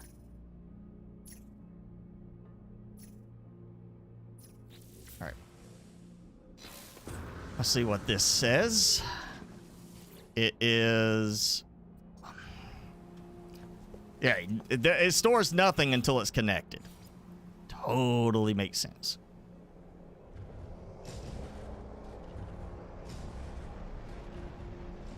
Okay. So now, how much is that? 15,000 minus... It's 250 per. So 1250 in storage per row times 5. That'd be... You know what?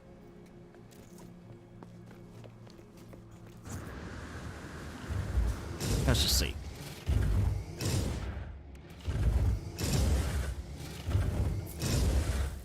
Okay. How much do I have on this? 6,250. Yeah, okay. I was actually thinking correctly. So 6,250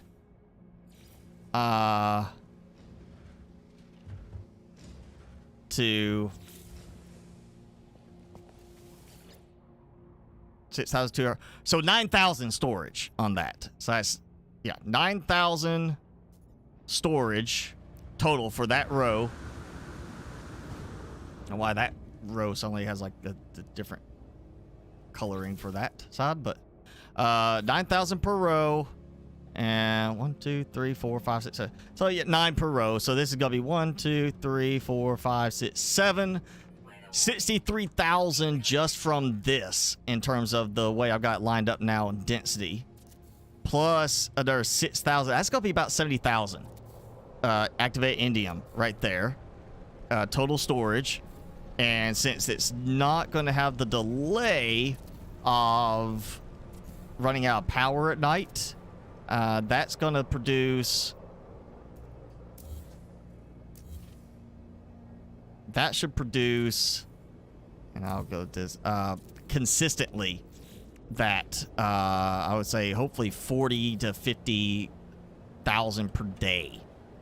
Per floor. And I'm stacking... floors on this. That's the trick, is that each floor is going to be an independent from the rest, so it reduces the amount of decrease per level by having it completely separated. The diminishing returns is going to get away from that as much as possible, or reduce that as much as possible without, you know, lowering it, like the overall value of how much I produce per day. Because, yeah, it may not be as efficient with the diminishing returns, but if I only have 5 mineral extractors, that's not going to produce 50,000 a day. Yeah, I may have to produce a lot of extractors to get that 50,000 per day, more than just, you know, 5, but... It's still a case of I'll get 50,000 per day by adding more and more extractors. And this is gonna burn through some metal plating now.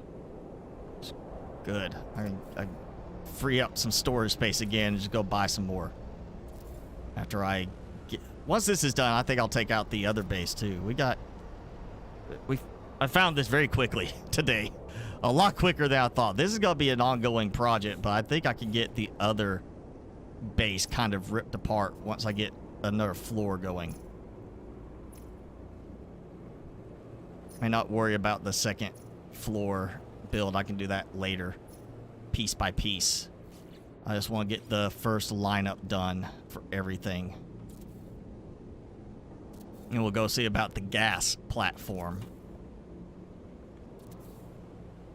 And that will eliminate the need for the separate nitrogen base for as little as I'm needing right now. I may just go ahead and deck out several floors worth of electromagnetics. May have to go buy supplies for that, actually.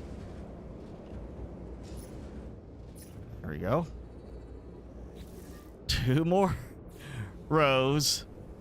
And then this is done, and I'll just have to do my best duplicating it along the next floor.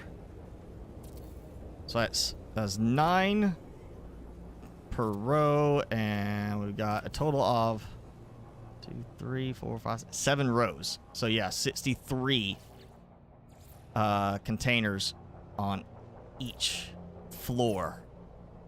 25 extractors on each floor. And you know, now I'm thinking about it, I've got plenty of stuff producing for glass. I've got a lot of glass. I might do framed glass flooring to kind of help see down a bit, even though it's just not all like completely glass. I might do that just to see if I can help line up things better by being able to see down to the floor below. Like, oh yeah, that's not lined up with it. May try that for a couple of spots on the next floor. Also make it a little different looking. Okay, let's get this connected. And that should leave only these, and then we'll check and see what my total capacity is and total completion time per day. 69,250, 38 hours, which is fine. That let me math this out real quick. Let me get, you know, because this is definitely a number I need a calculator for. 69,250 divided by 38. Let's just go ahead and keep it at that. That's 1,800 per hour. Times 24, 43,000. So let's say I get to check, you know, I average 1 login a day to play. 43 to 45,000 a day per floor. And I've got their base with 4 floors I'm going to rip out to add on top of this. So at least 5 floors, so 200,000 a day. That's 20 stacks right there. I think this is going to be the fantastic replacement that I was looking for. And while this may not be the most cosmetic looking, you know, right now, because the way I you know, kind of need it to be open frame. And I would love to have, like, the way this wall is, just like a piece like that we can just stack as like a pillar. And that styling, we don't have that. So I'm going to do like this again. And because I don't want to feel too cramped, yes, I'm going to go up a 3rd one so we have a little bit of headroom above each one of these. Oh, you did not. Did you? Oh, you. Someday they might get around to fixing that bug, because that's a bug. That's not a feature that you can look through a wall and build. It's a bug. Shouldn't do that. And then, yes, just be each floor will be the same thing. Each floor here will have a link going across, which is why I could not build too far away from the actual mining location because of the amount, because of how I need to split this up. So I needed this to be within range where it would reach. I mean, I could have built further away, whatever max length there is for that piping length.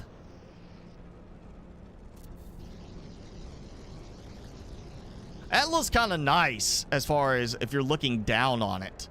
But once I fill it in, it's not going to make a difference. It really isn't. It is not going to make a difference once it starts once this is all filled in like this, you know, covered up with storage of its own. So, yeah, I'll just stick with this look. It's not going to be the prettiest thing overall for these, but this is meant to be about storage. I'll just take this and then build out here, kind of like I did on the other one. Less of that like super platform like that. I'll still use a big platform for the flooring, but I'm gonna build all over this area, kind of like I did the board base, what was the main base. I'm just gonna build all this out into a big platform. We'll have the stasis device farm. I'll rebuild it so it's all one floor design like I was thinking about doing, and then it's stackable, and I'll just build out like that, and then I'll redo power as necessary from that point. Heck, I may just end up building to where that is built up a little differently and looks like a different kind of tower. Actually, you know, now thinking about it, I know I could do something decorative for it. Where are they? I got something like a antennas. Yeah. Meteorological spinner, which oh yeah, cannot make these. Unfortunately, cannot enlarge these. That is one failing point right there. Does not let me enlarge them. I'll do it like that. Which those should scale. Let's be honest. They should scale. Much like this can scale. And this may not line up quite the way I want. Bring it back down a little bit. Like that. If I could do this all without having to go over there. What? Okay, come on. There is a link to a power right there. Is that? It's not snapping. Jenny! Hello. Yeah. How can Jason bother you if you're not here? It's not as effective.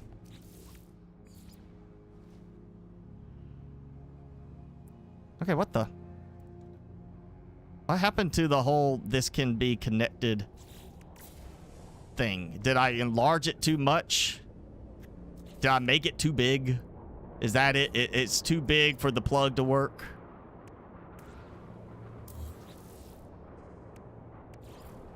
I want a light that will, you know, connect. Kind of give me some visibility here. Okay, yeah, I made it too big for the plug to work. Can I? All right, let's say I take that now. Okay, a little bigger, yeah. Okay.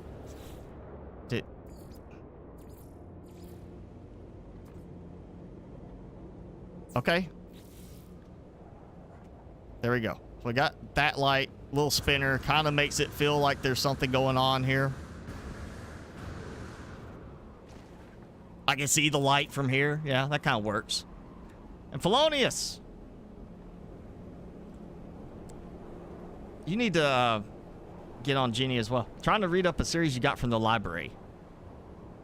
What series did you get from the library? Library still have the series? I don't know. Libraries around here are not very good. It's kind of got a point now, I think, Amazon with the ebooks, you know, Kindles, and not even like necessarily that, just ebooks, period, has so hurt libraries, especially since you can just, like, a lot of libraries now have embraced the whole ebook thing. You can just go and say, I want to borrow this book digitally. Like, we got 5 copies we can digitally loan you.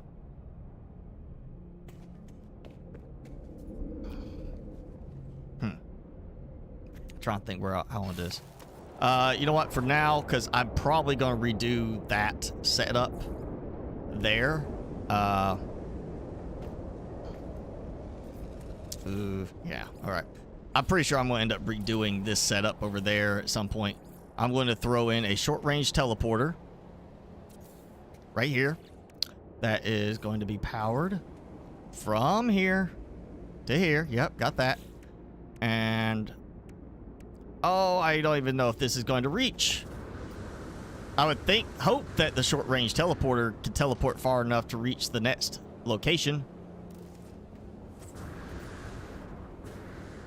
I'll build one over here and see if I can get it to let me drag back. Cause probably he's gonna say no.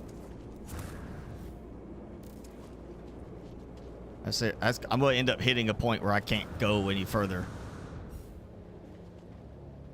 Okay, I got that one showing. Not showing anything else. I'll do the light here again. I'm not gonna worry about the other stuff yet. But I definitely want to get the light. So maybe, you know, visibility purposes.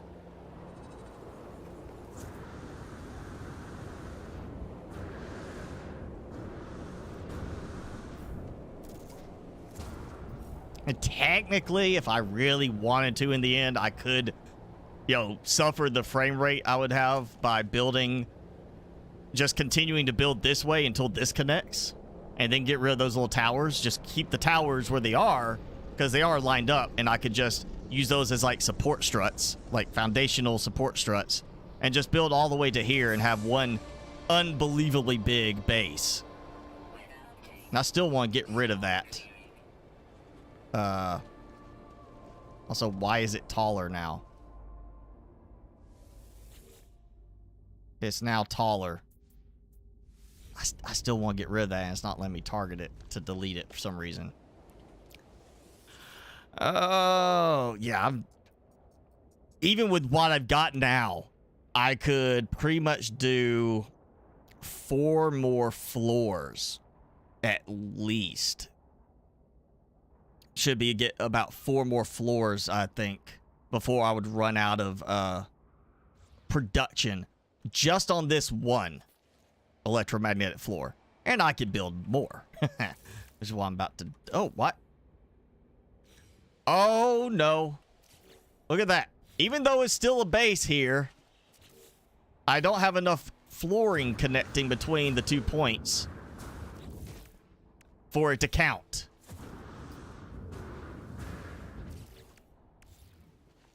Great.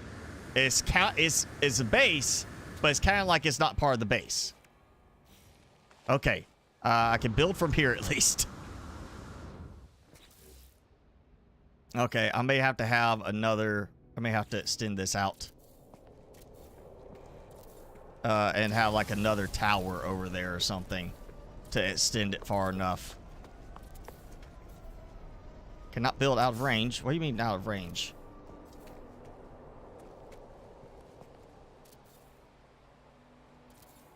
Oh, wow. So it's giving me problems because of being away from the base like that. Great. So I'm still going to have to go this way, too. I'm going to have to keep this. Well...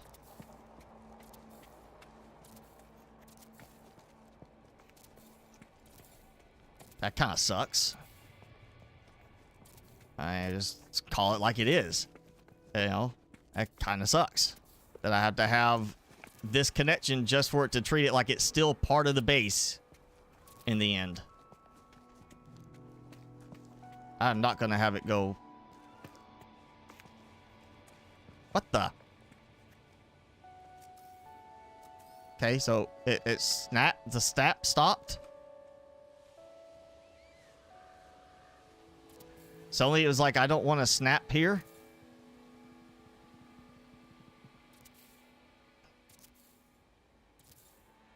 There we go, okay. So it's just acting goofy. Sparkly vampires. No. No sparkly vampires. Vampires are... you either go gruesome or you go with the whole,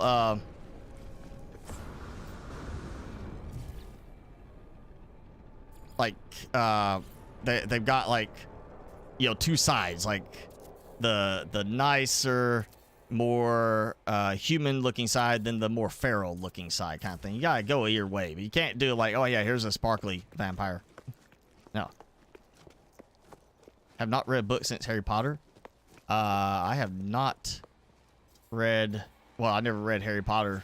I don't read like fiction anymore. All I read is like, you know, informational books, you know, stuff on finance and things like that. Stuff that like is not, you're reading for the story, you're reading for the knowledge. Actually, the last thing I read, which is not in physical book, I read it as a PDF because I found it, and I only read it because it was one my dad liked reading when he was younger, and he insisted I had to read it too.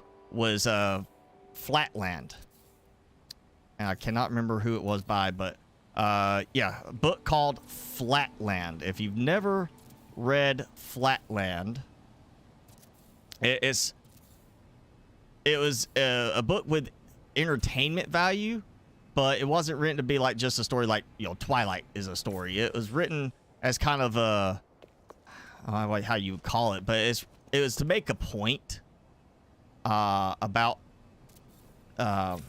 things, about understanding, and yeah, it's one that it really kind of makes you think. As what it's supposed to do, is make you think, question things, which it does. You know, if you start, like, once you really get into it. Cannot build base out of range. Why is the base out of range, but that worked earlier? Is it because I walked away? Is it just bugging right now? Because I built all the way over there, it worked fine.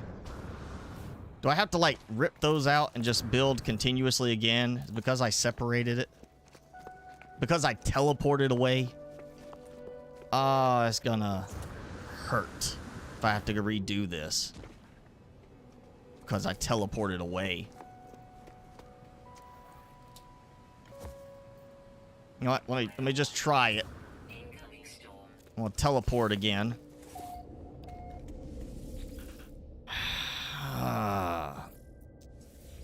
Yes.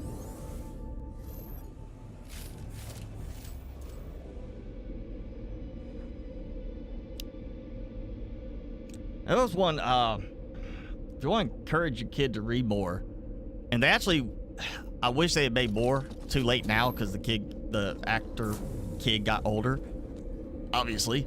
But House with the Clock in Its Walls. They actually made a movie of the first book that had Jack Black in it and Kate Blanchett. It was really good. It actually stayed really good, close to the books from what I remember. But the House with the Clock in Its Walls, it's like a series, and it's for kids. I think there was maybe 10 or 12 books in the whole series. I never read all of them as a kid because I kind of grew up while they were still being produced. They were still being written. But I read several of them, and I really liked them as a kid. That might be, you know, it's not gruesome, you know, kind of thing. And actually, it'd be a good one. You could say, like, go read the book and then have them watch the movie with Jack Black in it, and then maybe encourage them to want to read the other books because they never made the sequels as far as movies, so they'd have to read. I'll read self-help books, not as far as like self-help, but you know, things like stuff about health and finance, like Rich Dad Poor Dad. I have read some of Tim Robbins stuff, so I guess you could call that self-help, but the one I read from him was a finance book, and it was an interview book, basically built from interviews with a lot of the top investors and financial experts in the world. As I say, I know I built there.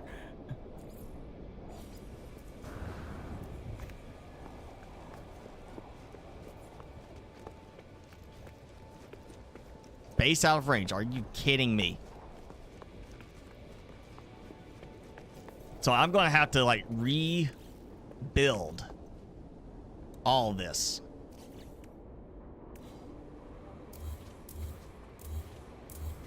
And I guess not teleport now. I mean, I've got enough for several floors, but still, that is annoying. That's acting like it's a separate base now.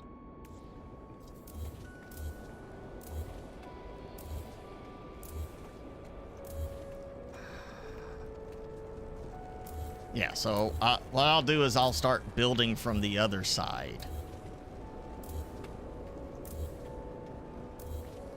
Because I did kind of build in reverse. And if that is broken now where I can't even get to go past that point, period, even though it worked earlier, I'm going to see if there's a mod or something I can get that will take care of that. I don't remember seeing one like that before, but... Oh, come on.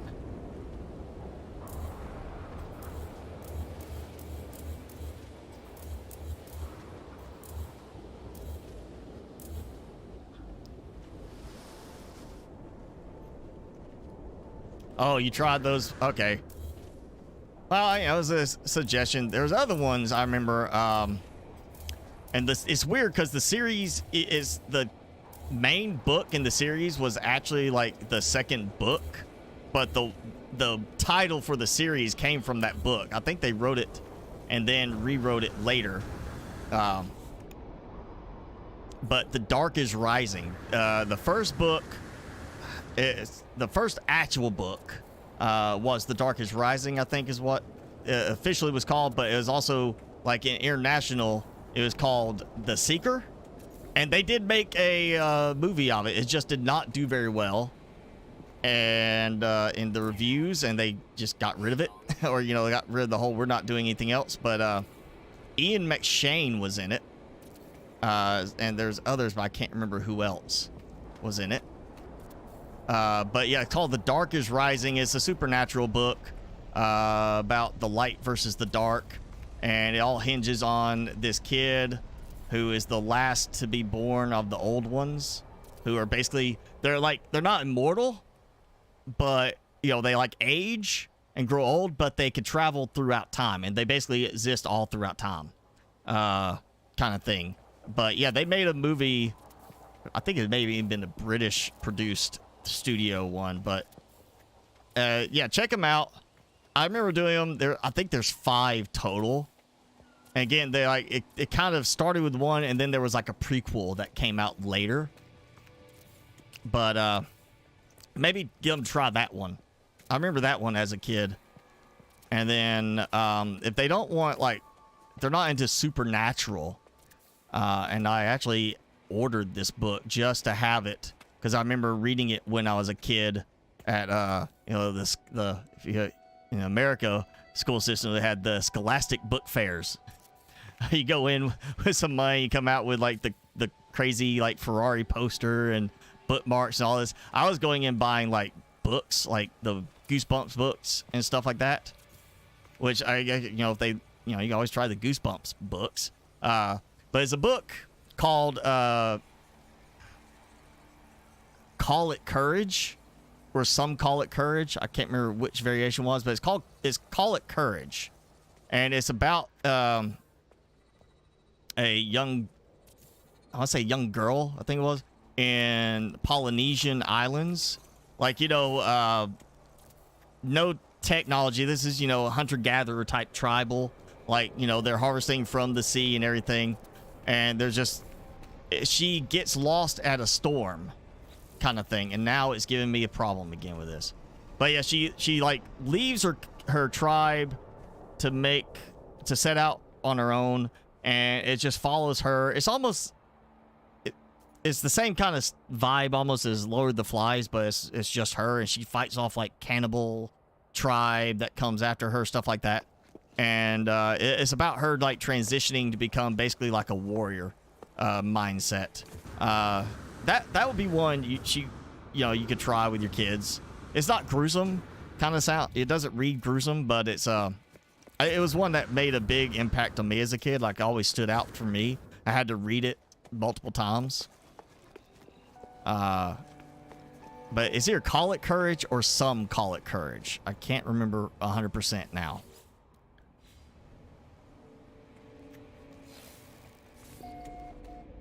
Oh.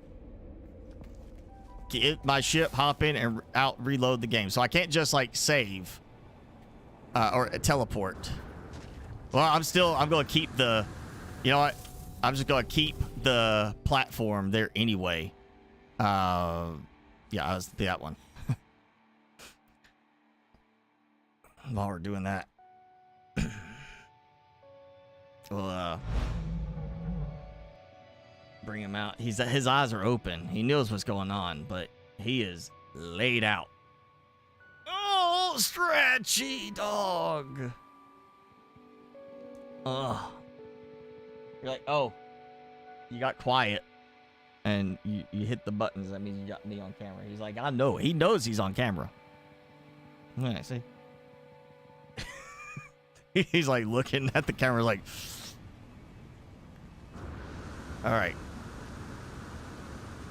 If this works, then I'm just going to leave it in place until this is all built out. In fact, I may just even leave it for the fact that I might need the easier walking path to do the teleporter.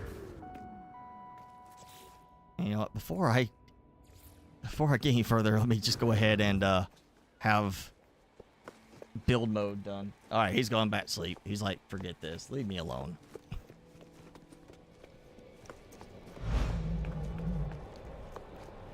Cannot build invalid. There we go. All right, so yep, reloading the game helped. I'm still going to build the whole walkway out just to make it easier. And then once I have it, like, at least get the teleporter out here, hopefully that will be sufficient.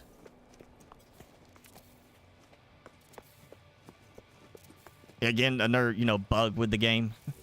Okay, so now, actually, I'm probably going to leave... Well, not there. I'll leave this one here. I'm going to do a teleporter. And I seriously hope that this will reach all the way back.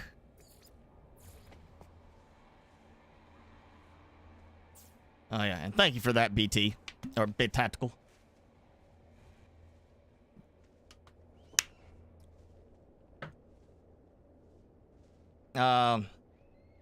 Okay, yeah, I'll look and see if I can find that, but I know I got it somewhere. Again, I had to order it. Just because I had that. I was like, I thought about it, and I found it, and I was like, I gotta have this, just to, as a reminder when I was a kid. I haven't even read it since I did that. What? Teleport cable must attach to structure. What? Oh. Cannot build, must attach to, what? Well, I'm trying to build. So it's powered on. Did it already mess up? No.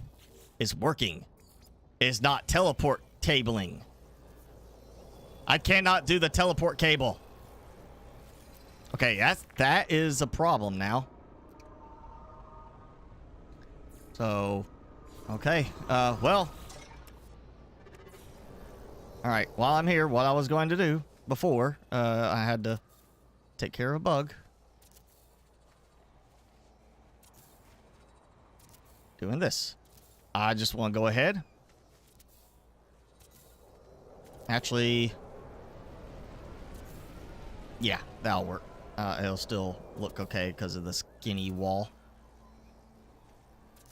I'm just going to go ahead and build the structure up as much as I can in case this does break again, and I don't have to like worry about it. And you know, I'm gonna do like I did the brute base. I'm gonna cosmetic it like crazy, but well, not like crazy, but I am gonna add lighting to this, try to make it look neat. Much as I can't. God, targeting is just getting so bad at times. Like, it almost feels like it gets worse the longer I play. I think the reload would have helped with that. You say, why again? Why target through something else? Okay. So here we go. We got 1, 2, 3, 4, 5, and 1, 2, 3, 4, 5. So yep. Easy. Start with the middle. And then, well, just do it like this. And then like that. It's easy enough. Go to the outer edge and then split the difference.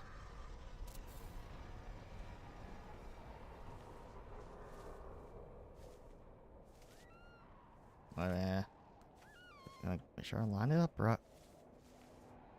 Okay, that. Split the difference.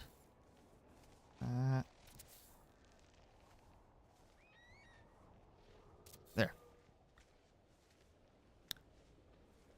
More than enough power for everything I will need, but you know what?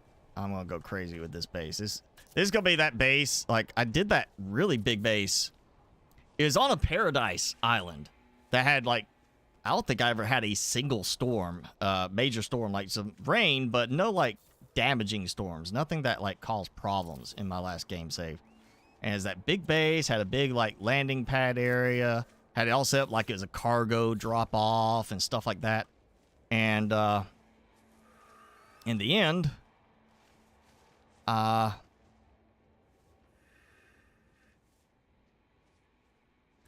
you know, it took up a lot of room. It gave me some frame rate issues, but I didn't have, like, a major production thing. I had stuff. It was all cosmetic. And that's it. There was no, like, real functional capability to it. I mean, there's, like, some animal, you know, product harvesting. And I used it as, like, a primary base because I had a lot of refiners there and such. I had some biodomes. I was producing some stuff. But it wasn't like a major, you know, like, oh, I just tweaked this like crazy kind of thing. This I want to do better. I want to do this one as kind of the replacement for like that. Like, it's going to be big, but it's also going to do a lot and actually serve multiple purposes.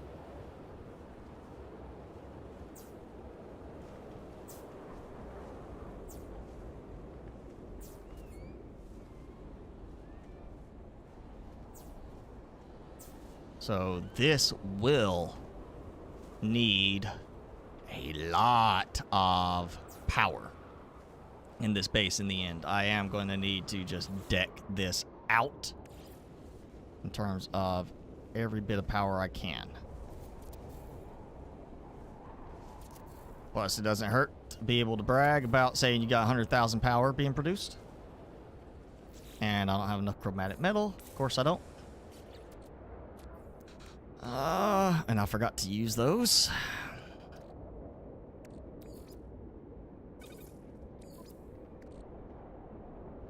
I forgot I was actually doing that. Okay. So I'll get this floor done. Guess I could rip out some from the other base. But, I mean, this, let's see, it's already connected. Oh yeah, say over 10,000 there. In the end, I'll make this like 10 floors. Small teleporters only go 200 meters. So this was so I'm gonna have to do multiple teleporters along the way. So each of the little towers can do the teleporters in the end. But it should, I would think, still be like, hey, you could, you know, target and teleport from here. I guess I cannot target out here. That's still bugging.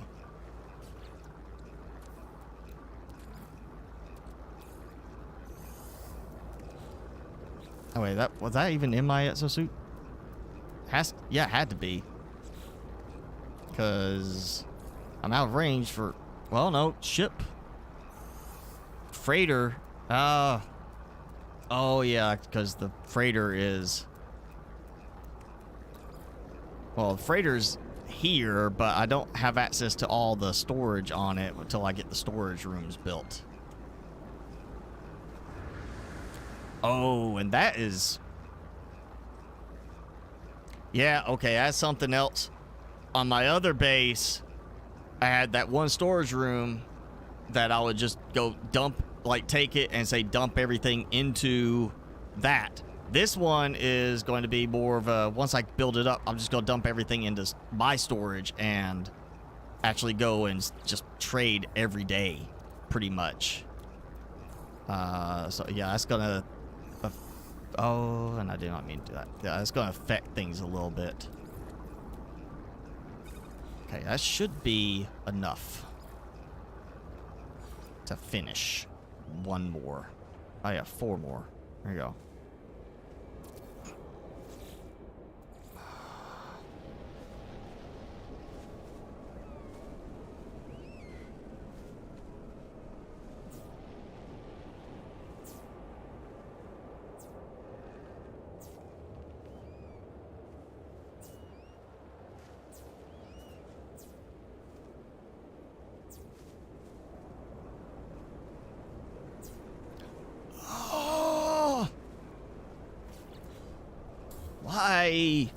Why can we not turn that off? Building through stuff. I mean, you gotta turn that off, devs. So, alright, just shy 1,200. I throw a solar panel up there. I'd 12,000. You know, one solar panel, I have 12,000. It'd be good. Okay, so I get that. Yeah, that's fine.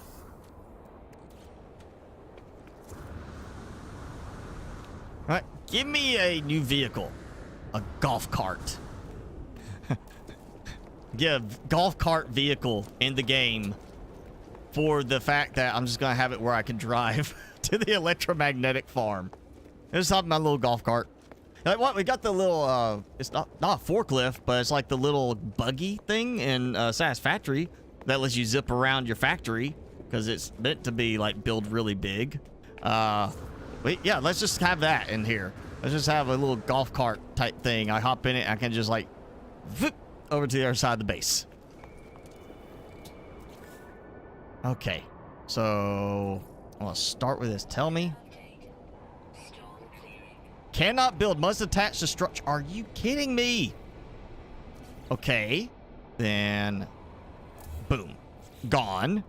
Short range teleporter. Right there, yeah, see that? Okay, what? That.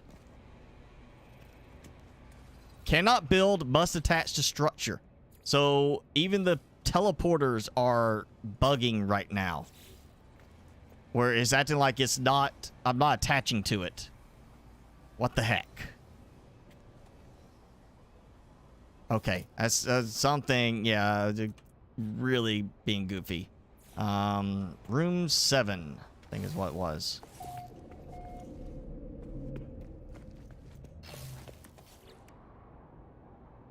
I'll go ahead and set this up, at least.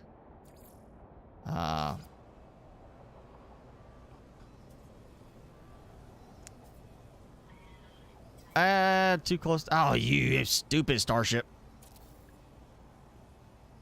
Okay, fine. I'm gonna fix that. Where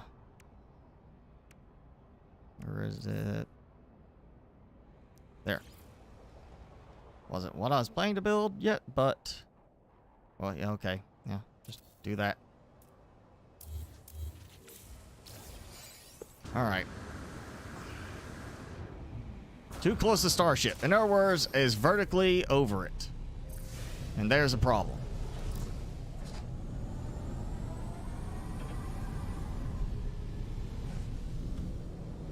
Yeah. Base is just too big, yeah. But still, it shouldn't be giving me an error saying cannot attach because it's not attached to the... must attach to base. That's the thing. I think it's just it's bugging with that same bug. Like, I'm just waiting for it to say you can't build there. That's what's coming next. Oh, yeah. Might help if I have a door. Alright, let's see. Yep. There we go. Okay, that's good. I got... you know what? Let me just see. Let me just try this. What is it?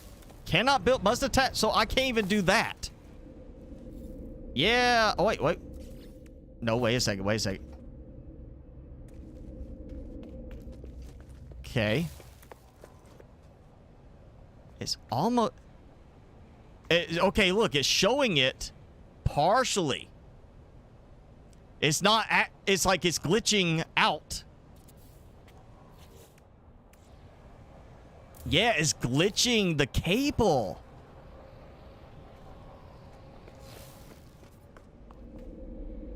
Okay, it's working. It's just not showing it. So, it's glitching the visuals, which is kind of a problem. Now I can't see how far away I am. I was gonna go until it said cannot build here. And that's not gonna work. All right, so 134, said 200 meters.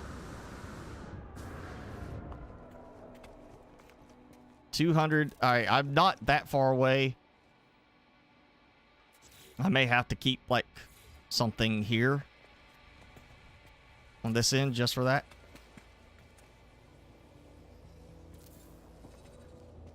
Okay, and then I'm gonna need power. Tell me I'm close enough that will let me link these to here. Come on, it's not too far. It's not too far. Yes. Yes. There we go. All right, we got that. Weather warning. Incoming storm. All right, I'm gonna try it. Yeah, normally you see the cable. I'm just not showing the cable, which is the problem.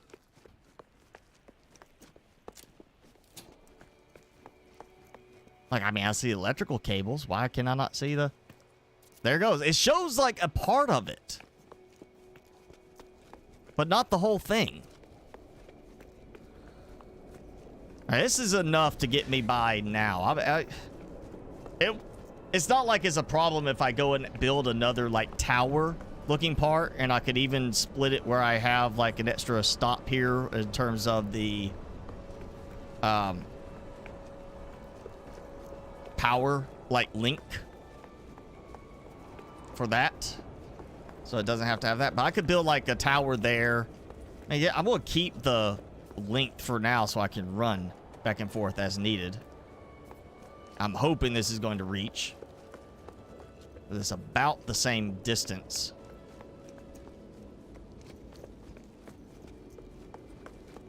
Not, I'm gonna have to move the other one, weave it closer. Too long. Oh, okay. Tell you what.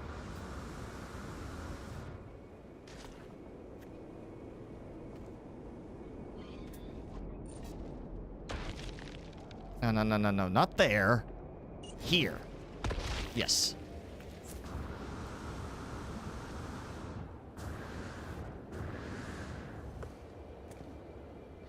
$144.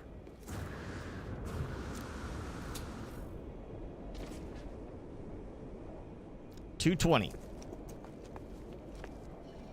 So I'll have to split it to do more in the end, but okay. 192.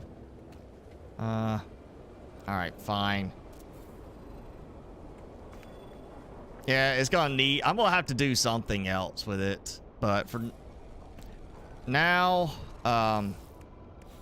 actually, because I know I got the power here, let me just do this.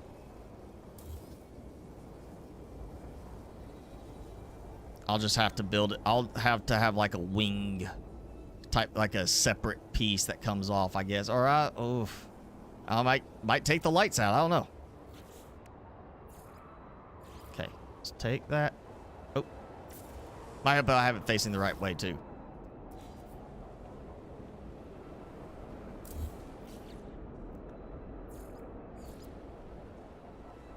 Yeah. Okay. Face correctly. There.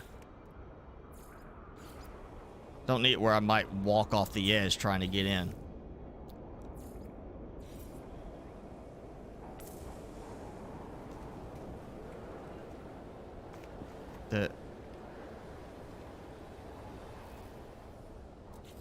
Okay. Yeah. Gotta do it without the camera enabled. If you swap the view, it disconnects what you're doing. And this should work. Where we're at?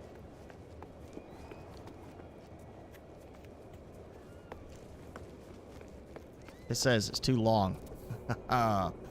Okay, so that's done.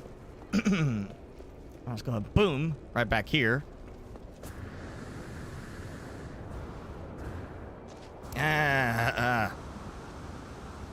right. Oh, yep. Okay. And even though that technically works, I'm just gonna go ahead and I'm just gonna do the towers. Each tower where the power is at will house 2 teleporters.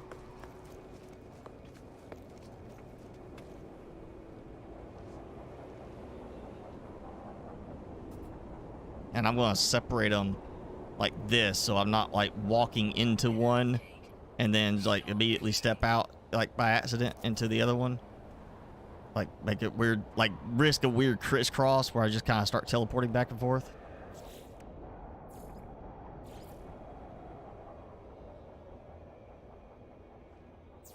Okay. All right.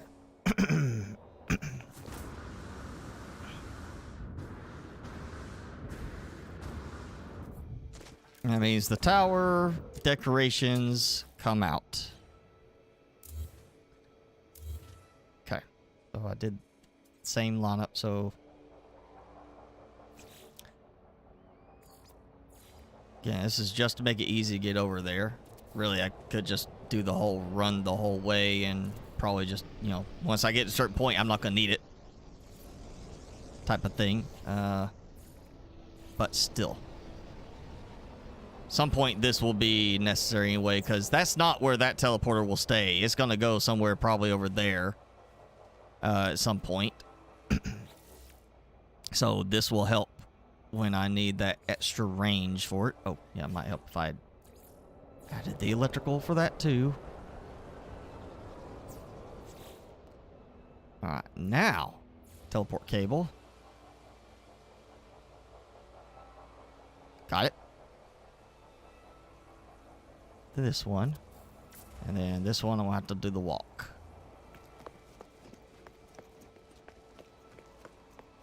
And yeah, now in the end, I finally take all these, the walking, you know, trail out. It will be fine. I'll be able to sit there and still get over here. I'll just teleport to the power junction spots. So yeah, teleport there, boom, I'm right here. So the door messed up. Yeah, it goes. All right, so I come out here. Hang on, I gotta go check power issue. Right here, got the box, take a look at, boom, right here. Got the box, take a look at it. Well, the box, you know, loads in. And boom, come out here and keep building. Oh, it's great.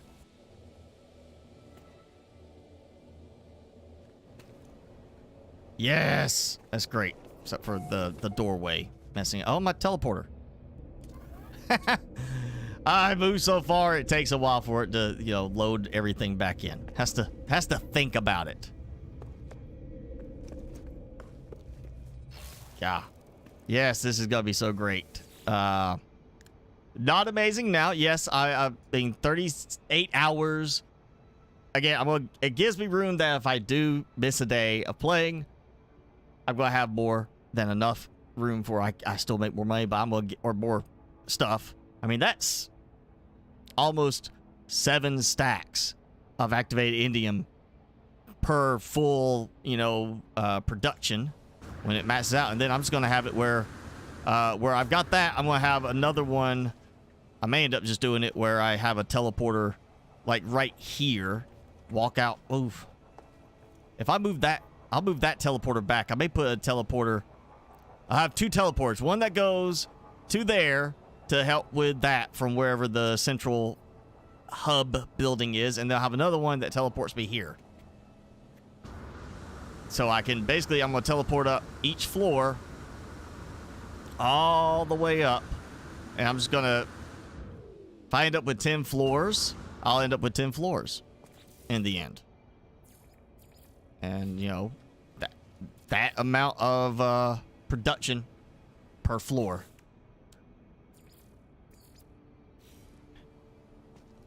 All right, so I got that. Let's see. I said I was going to worry about doing the... oh. I just realized I did not do a beacon. I did a marker, and the marker is gone because I reloaded. So it's... okay, over that way.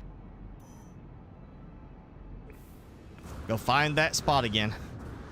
So I'm doing that. I'm taking advantage of everything I can.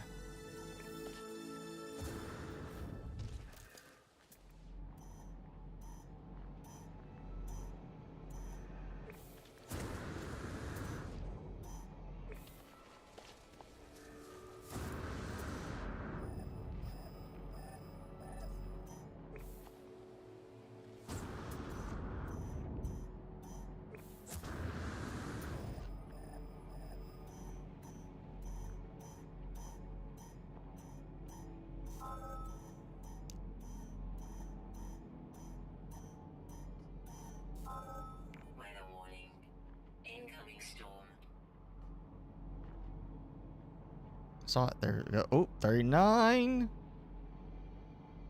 Okay. So, right there. Let's do... I just need something here to say this. And apparently, the communication station thing is giving me problems. I can't get rid of it now. So, safe beacon. Why not? Safe beacon shows up on the map. Yeah, nice little star. Alright, got those. Alright, so let's see. What's the distance from here? What? Okay. No, that's the wrong base. 409 to that base computer.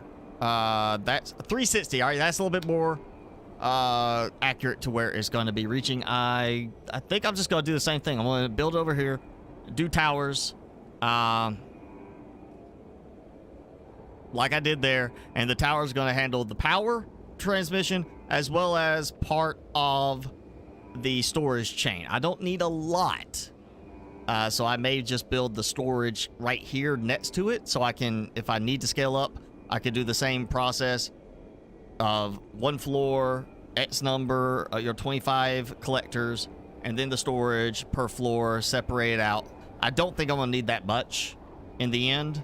And then I'll just set up where I, you know, worst case, I'll teleport out here to collect the gas. If I really, really, really get to the point where I need like tens of thousands of nitrogen per day. But if I need that, I'm going to have to do a lot of upgrading on some other bases too. I think this is going to be just simple enough to do a very small amount of storage for it. Oh, yeah, we'll have to... Okay, that... the save beacon will serve well enough for right now as my marker. I'm going to have to do something different with this to move it. And I'm not exactly, like, in a rush to do that. Let me go ahead and say that. So building, I don't have a problem here. Just because, well, the freighter is in range for me to use the storage rooms on that. This will produce a lot. And I can start ripping out the other base to produce the next floor for each of these. Actually, how much can I produce as it stands? 48 more of those. So I need 63 for the next floor. Just metal plating, that's easy enough. And then chromatic metal, yeah, okay, I'm gonna have to go make some more of that. It's not such a big deal, in fact. Now I'm thinking about it. Let's go and do that. Because I should have plenty of copper waiting.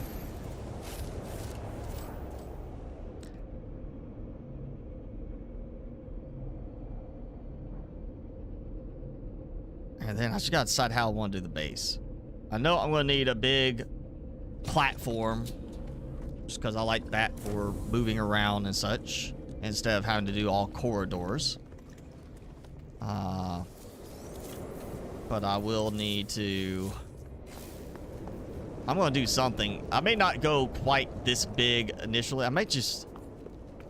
You know what? That's going to come out. I'm not going to do a building like that again.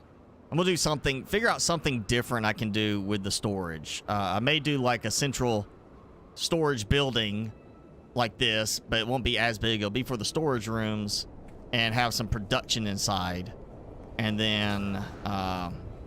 I like keeping that at the center because it makes it easier to build everything around it. Oh. I craft... I don't... It's not like I break it down for resources now? Are you kidding me? So I build it like a normal building thing and decoration, but then I pick it back up. To hold it. What? How does that make sense? How does that... Why is that done that way? That doesn't make sense. That really, really does not make any sense right there.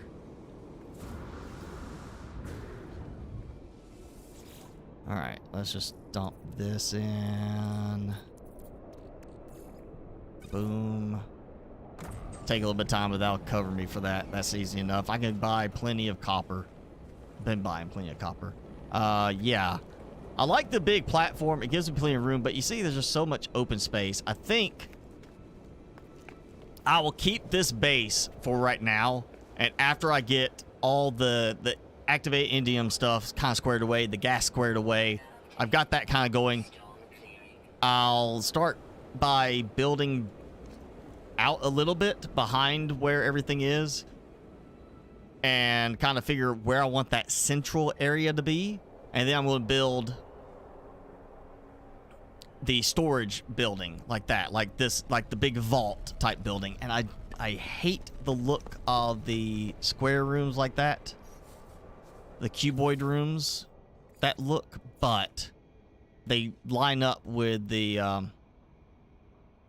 storage rooms. Just kind of, I don't like. I'm gonna have to figure out something else. I might have to do some kind of interior mitts and try to make this sort of look work for it. I don't know. I feel like that there could be a better look to the cuboid rooms. Like, why do we have to have the cable thing showing along the outside? Like, what's with that? Why do we have to have that? But yeah, I'm not gonna do anything on this one today as far as starting to rip it out. Just don't have that much time. Let's see. 3,824 power used for everything I got here. I'm doing 14,000 power. So, good time to say I'm going to do the same styling like that. See how that looks. Got some lights on it and everything. Going all around. I'm not going to change the way I've got that done at the other one. But let's take out the top floor. I don't need the top floor. Oh.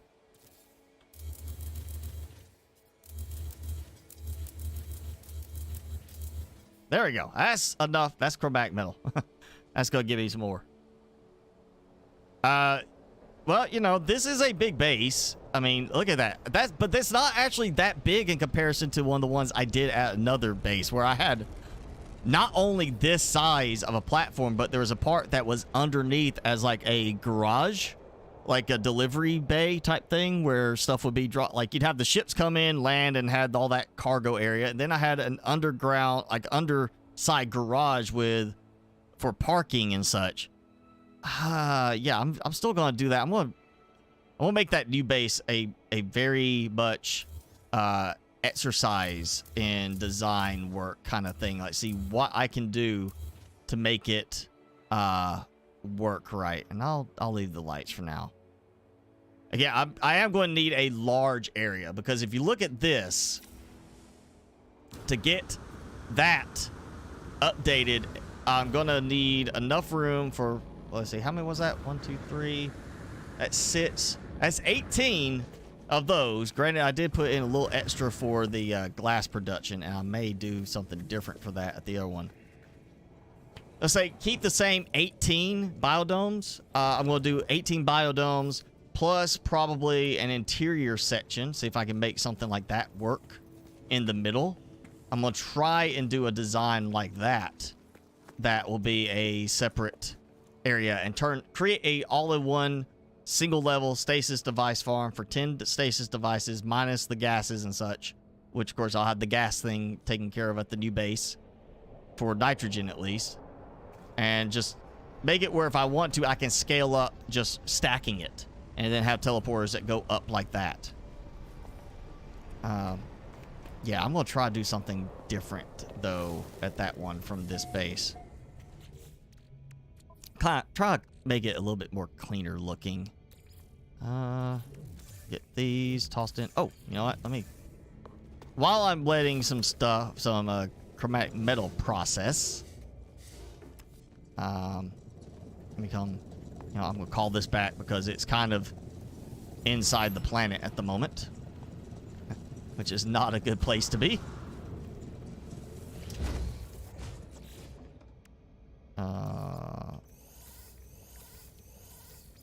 There we go. Clear some stuff. And Minotaur laser module. Did I have that? Yep, overloaded. Okay, so alright, so that's better. Ooh, efficiency is 19. Oh, that's okay, that balances a bit. But that, like, yeah, that's, I mean, you see how much that is. Oh, wait. That's all right. So let me take that out. Okay. So it's still a problem, but 46 and 18, 37, 16. So 38 and 19. That one's definitely looking like the replacement. 1744 and 1846. So that's still the best one overall right there. That one can come out. There we go. Move this one there. Yeah. I don't like how, you know, that technically counts on it because it's the, is it the advanced laser? Yeah. There you go. Okay. So that's fixed. And now we'll get this one. And I got an engine upgrade. Wish they would get like regular replacements for, oh yeah, I'll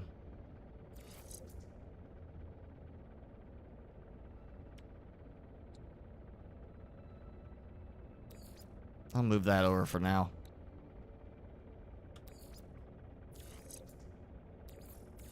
Yeah, so you know what, put that there.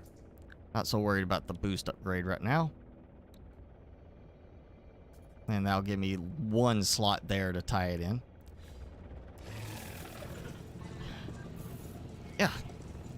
Yeah, I'm definitely, the other base gotta have something better than this. I kind of like the idea of having a parking garage almost. May do it like where, I mean, the exomech has the jets to fly upwards. I may do the exomech as like on the main platform and then have like a garage for the Colossus and the roamer, maybe the nomad, maybe just for it to be there, just have the look. Might be willing to make it. Oh, and I went over on the condensed carbon now. Not like that's a problem. Oh yeah. All right, you know what, while that's going, let's do some trading, some wheeling and dealing.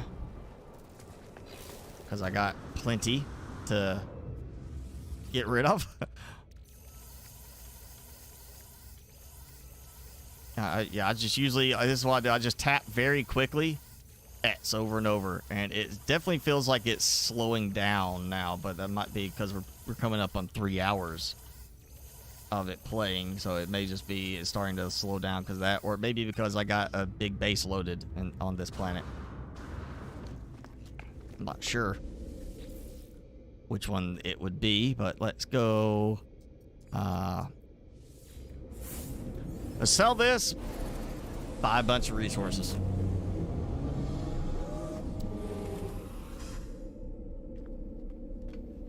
I am going to need more metal plating by a significant amount because I have no issue with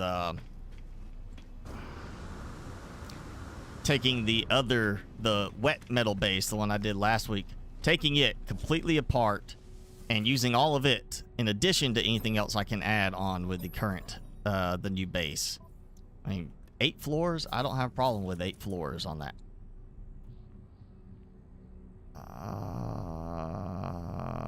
No.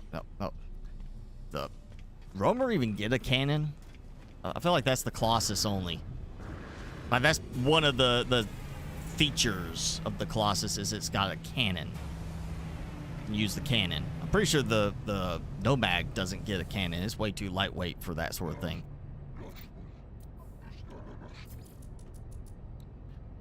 66 million.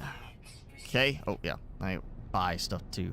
Probably go ahead and buy that just because. Oh yeah, buy that. It'd be nice if it had copper and chromatic metal, as I would have bought all of it. Oh, I started buying gold. Oh yeah, the ionized cobalt I think is not regular cobalt. I need ionized cobalt for the stasis devices.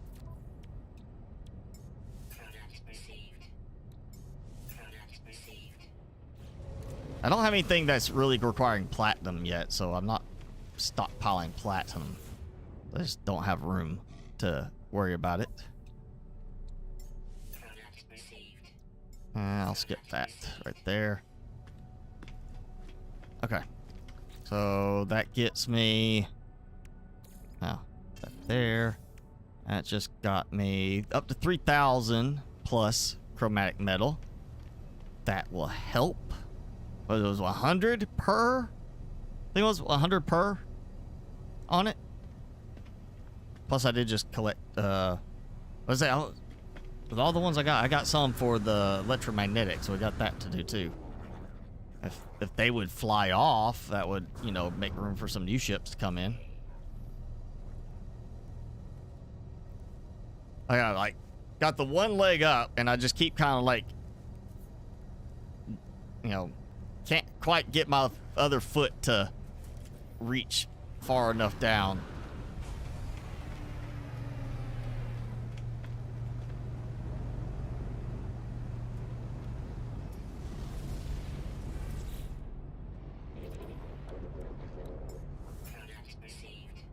Oh, paraffinium. Gotta get some paraffinium. Oh, and phosphorus. Need that as well. Don't need those.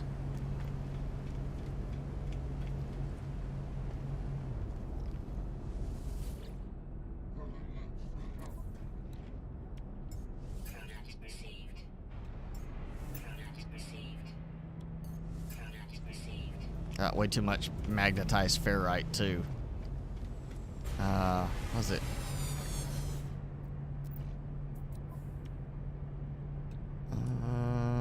You know, I think I got enough on the ferrite dust at the moment, and that, yeah. I know I've got thousands of ionized cobalt, and it doesn't use that much per day for 10 stasis devices. I need copper. No chromatic metal so far. Usually I get at least one guy comes in with some chromatic metal.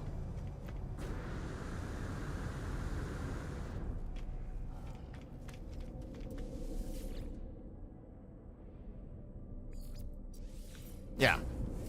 I need a way to reorganize the bases as they list so I can have the main base listed higher. When I'm teleporting from somewhere else, like the space station, I need it to be like, you know, first, ideally. I need a way to make notes on like systems where you're like, when I go to the space station, it shows my notes I can make on that system, like, hey, good place for this, you know, kind of thing.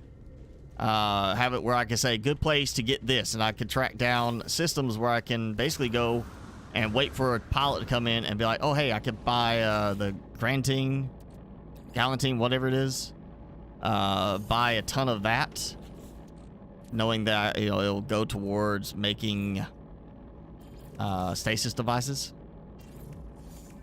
What is that? Was it yeah, Granting. Go somewhere, because I found Magna Gold, bought a lot of that. I found a lot of Uranium. I've got a lot of Iridesite from the frigates. I need a place I could buy that. Just buy it. I honestly find a place to buy that if I can. Would be great. Just find all these somewhere where it's an option. Traders might have it. You buy it, and I just load up every time I go there. Be like, oh yeah, it's time to go buy a bunch more of that. Let's see how much copper can I split off. Yeah, that's good. Nurse sits here. That should be enough for now.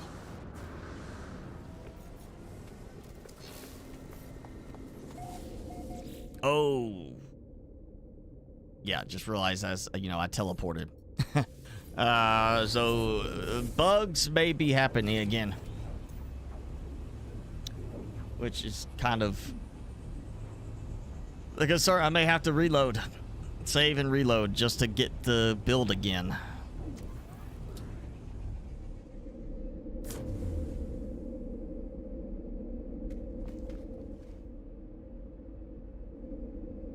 Alright, you know what? Oh yeah, that's the one for going the other way. Alright, so I got that. I was gonna go all the way. Oh, Yep, yeah, that's the right one. It was like, I saw the platform and I was like, oh, wrong place. And then, you know, it finally loaded everything in. No, it is still working. Okay, so it did not bug. Yet. But now I have enough from another structure, so that is another floor. If I can get to target. So yeah, let's get a third floor done, and I'll mess with maybe trying to build a little stretch out to make the nitrogen base segment. Maybe one night this week when I have time.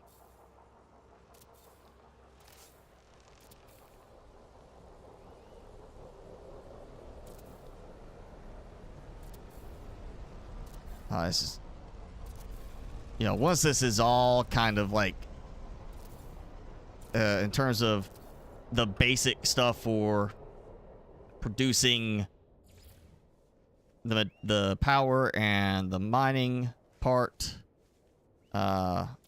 producing all that. Wait a second. That is not right. Why is it acting like it snapped but didn't snap? Like, yeah, so like it snapped, but then it built sideways at an angle.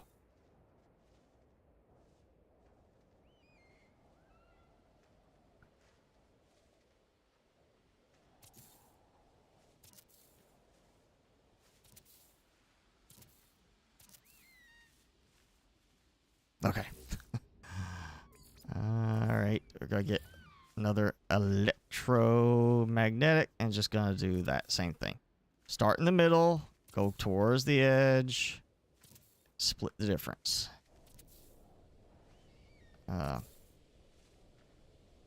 Okay, all those along the front, so I'm building it like that way.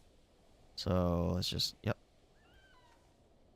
Line it up as I can, out to the edge, split the difference.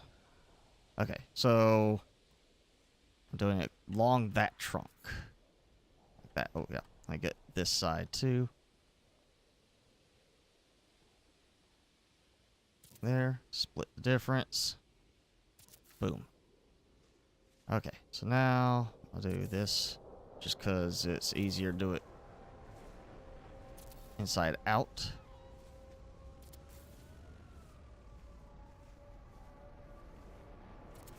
Okay. All right.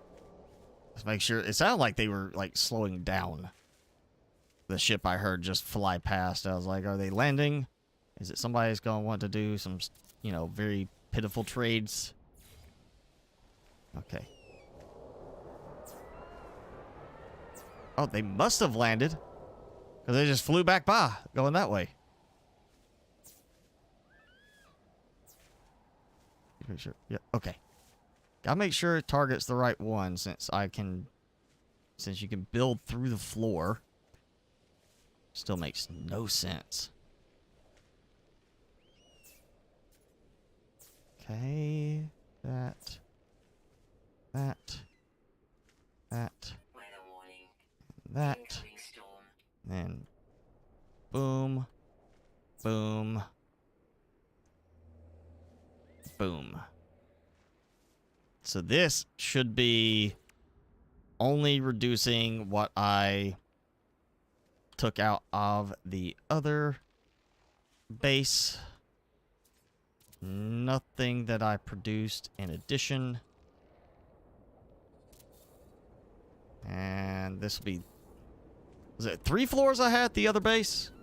I think it was 3 floors. This should be pretty much putting me right on par with what I was producing at the other base. Though, higher amount because this is a class and not B class like the other base was B. So, this is gonna be 2 floors. It was almost 12,000. This put me right beneath 18,000 with this finished. Just shy 18,000 power production, right? Yes! 17,970 power. Haha. That means if I take the battery out, put it back in, it's gonna fill up in 3 seconds. Put it in. There. It's full. Yeah. That's how much it's producing. That is so great. And I just since that's good for now, I just want to take a look at it when it loads. You move too quickly, stuff doesn't load as well.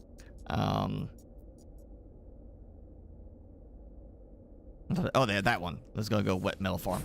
I want to see how much power I'm producing there for the 4 floors I have, which should be, other than the extra storage space I've got at the new one, production rate should be identical. Roughly. It should be about the same because it varies on the positioning around the resource deposit and the percentage you're getting, but it should be roughly the same. It's 25 extractors per floor, and I don't have as much storage for each floor segment at this one, but it's still, the storage does not use power. So I am producing I'm using 5,000 power for 4 floors worth of production, which means I've now got 17,000. So unless I run into some major performance issues, that's technically that's 20 floors. 3 times, no, 12 floors. 12 floors worth just on what I have right now. I could do 12 floors of production, and if I'm getting 40,000 per floor per day, yeah, that's yes. That is the entire storage container filled every day, pretty much. That's enough. Maybe that's enough. This is gonna be where I start ripping stuff out of next, I think. But yes, that's awesome. I just need to move it up the list somehow. Let me organize this, please, devs or mod. Can't sell power. You mean like solar power, selling it back to the grid. Like, oh, I got all these solar panels. I'm making more power than I need, so I sell some back to the electric company. There's no electric company. But if it was a way to... Now, the ion batteries, if to produce those, you had to actually... Kind of like, all right, so antimatter reactor. I got this at the base. You know, you got that connected in. I'm assuming that, of course, is using power, and it produces antimatter with inputs every so often, you know. Which, you know, you... Let me get it. Yeah. You put in supplies. It's going to, of course, use power from the base, and it's going to produce antimatter, like a stack of 20, every so often. What if you had a battery production thing that would produce, like, the ion batteries? Yeah, instead of you just produce them in your inventory, you had something to mass produce it. Like, I could make antimatter through that stuff, but you got an antimatter reactor that does that too. What if you had a battery production thing that would do the ion batteries, or specifically like Starshield batteries and such like that? Like, you could have it where it would produce that, and part of the requirements was power consumption. Like, it would draw in extra power while it was producing. Then technically you could use that extra power to produce the batteries and then turn around and sell the batteries. It just wouldn't be a very good business model. You know, it wouldn't be the best arrangement. You could definitely do better. And I just realized I did not put in any of the walls for the next level up after I got this. Oh, because I think it's because I'm in the way. Like, I'm not actually in the way, but it's thinking I'm in the way.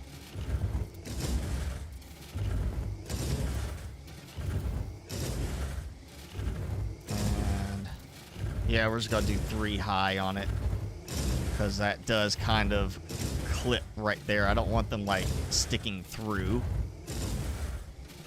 And it'll just be a more consistent look to it.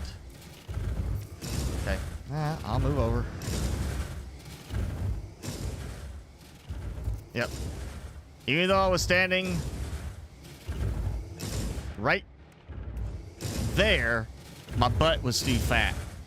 So, but say I got a fat butt, and it was sticking out over where I was trying to build that wall.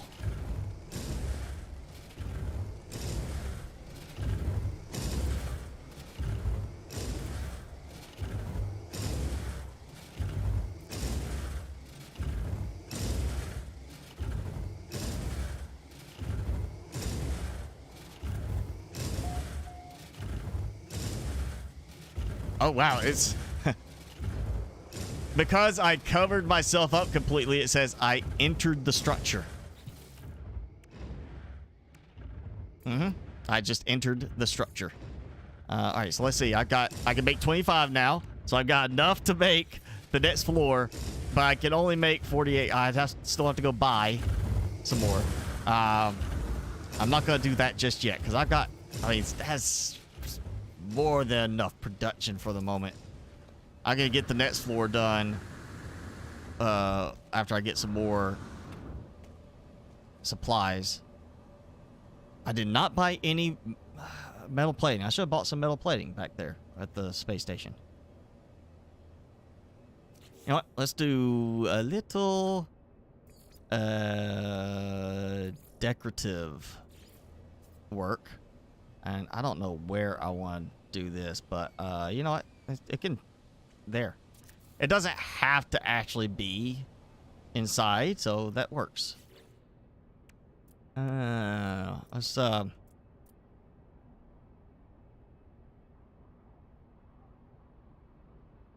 yeah. Let's do that. I kind of like the yellow light look on them. And that's got enough room that it doesn't look like it's misplaced.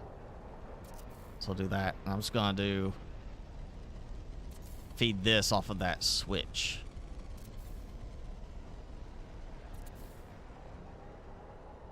And this will add a little bit of flair to it. You know, if we get some of the ceiling lights to give us a connection, or actually what we need is kind of like how cuboid rooms and the prefab rooms, you build something inside, it pulls power from the structural part itself. It needs to be, there needs to be something we could put in the, you know, independently designed rooms, structures that broadcasts the power around the area, or at least inside the structure. You know, you add this and you connect it to power, and then it's broadcasting inside the structure as that same function. Because if I put a ceiling light there, it's not going to function, because it's going to say that the structure has no power, even though I've got, like, I might have power linked to it, you know? We do need some kind of function like that. All right, got lights on that. And it won't be much I have to redo. This. I do the same thing here.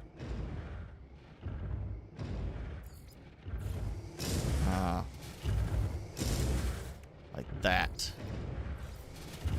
And then just drop it there.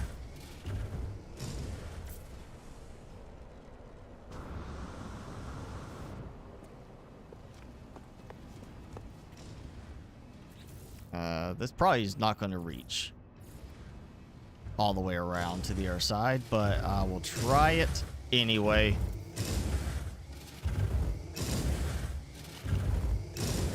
Yep, already getting... Oh, come on. Oh, you... Come on. Okay, you do it. Hold still. No.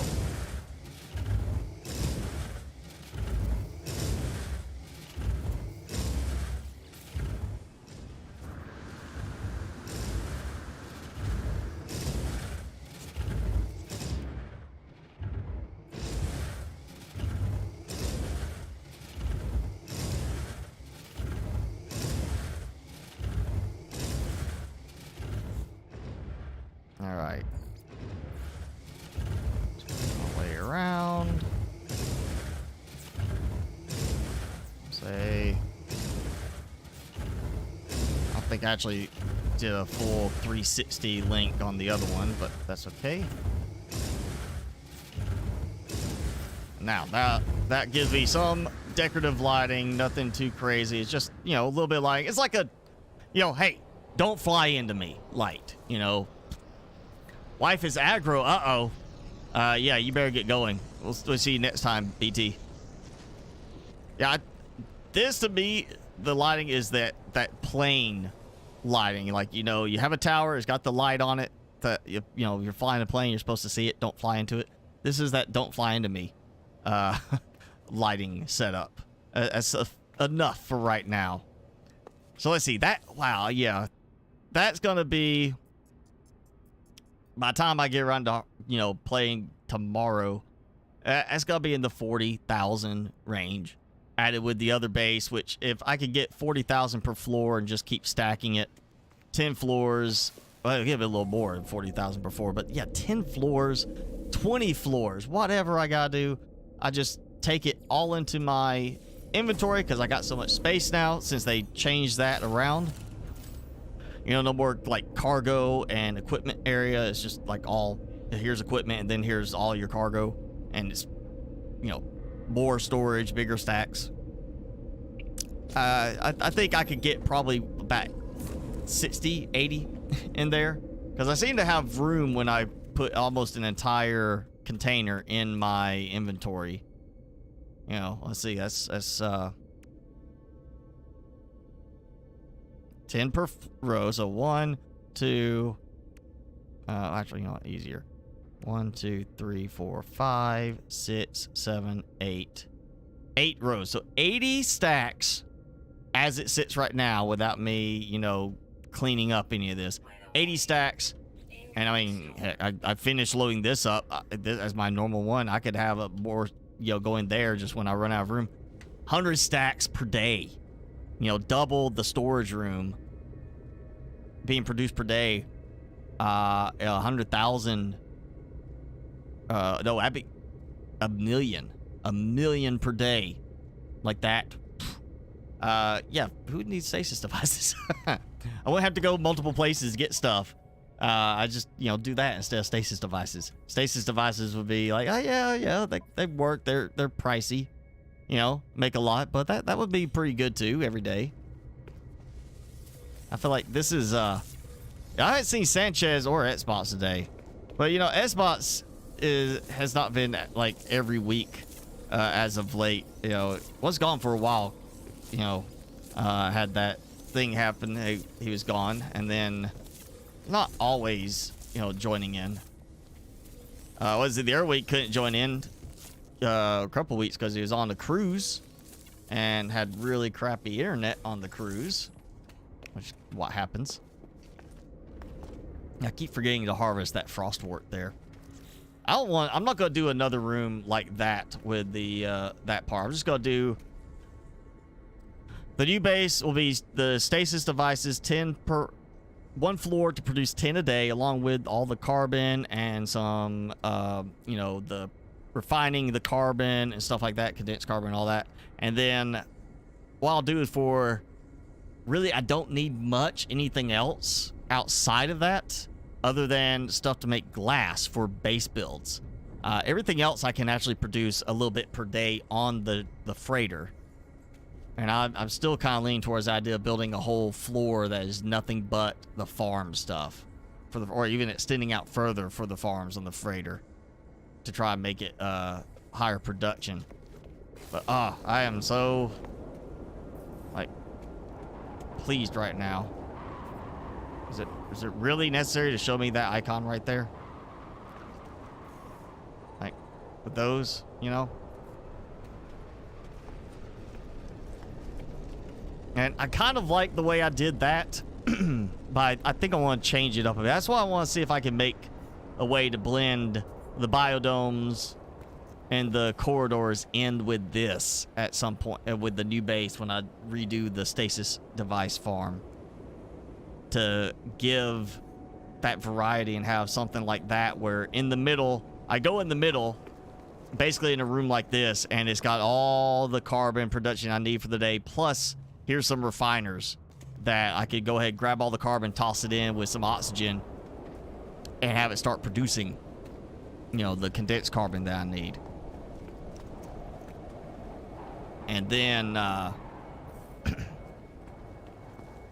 know there is a project I have in the future that is going to be a very long lasting project in terms of the finding the right spot thing, and I just gotta go and work towards eventually getting to the start of that, but that is not something that is going to be done with this base.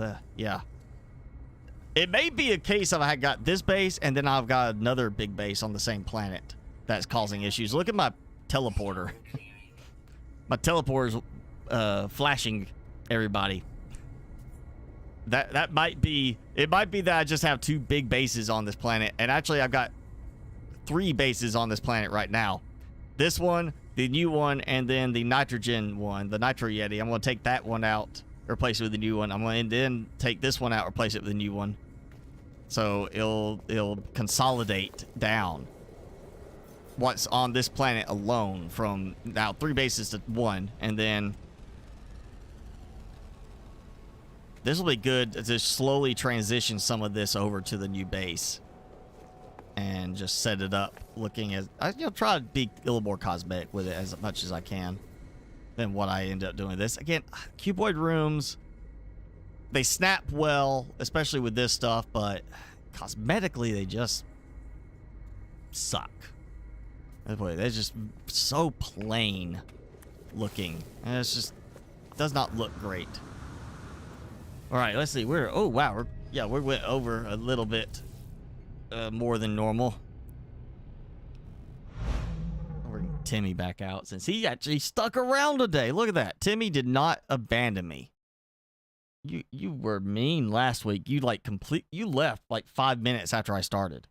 You had your snack. You got up and left the whole time. I'm talking to you. He won't even look at me. He's like, I'm not looking at you. I'm embarrassed about that. Yeah. You know, like, is it? See, show off the bandana. You gotta show it better. Got it all twisted up. Got your bandana twisted up. Gotta show off the bandana that you got from the groomer. Well, thank you, Jason. I mean, it's like,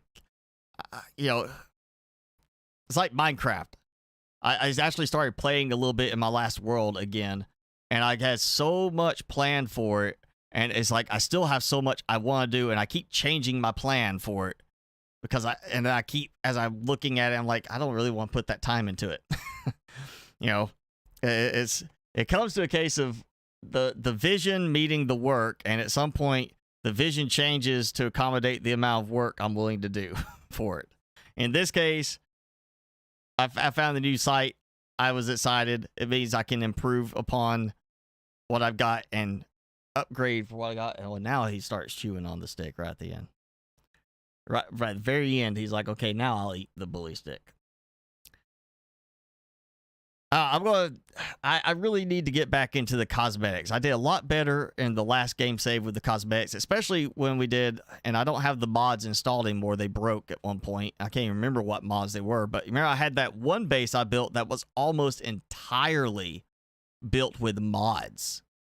And I think the last time I loaded that game save, went to it, and the mods were, disabled because of an update. Like the base just disappeared. I had like almost nothing there because it couldn't load it because most of it was built with modded parts. And I kind of do need to look for some mods again for No Man's Sky. I don't want to do anything that's going to break stuff again like I did, but yeah, it'd be fine to go find some more mods for No Man's Sky. Let's see if I can find my history on the mods. There we go. So yeah, I did Kibbles and Bits, which was a lot of extra cosmetic pieces, like structural pieces, stuff like that, ripped from like the other, like the Nexus and such, or the Anomaly. Tweaks to building mechanics, everything.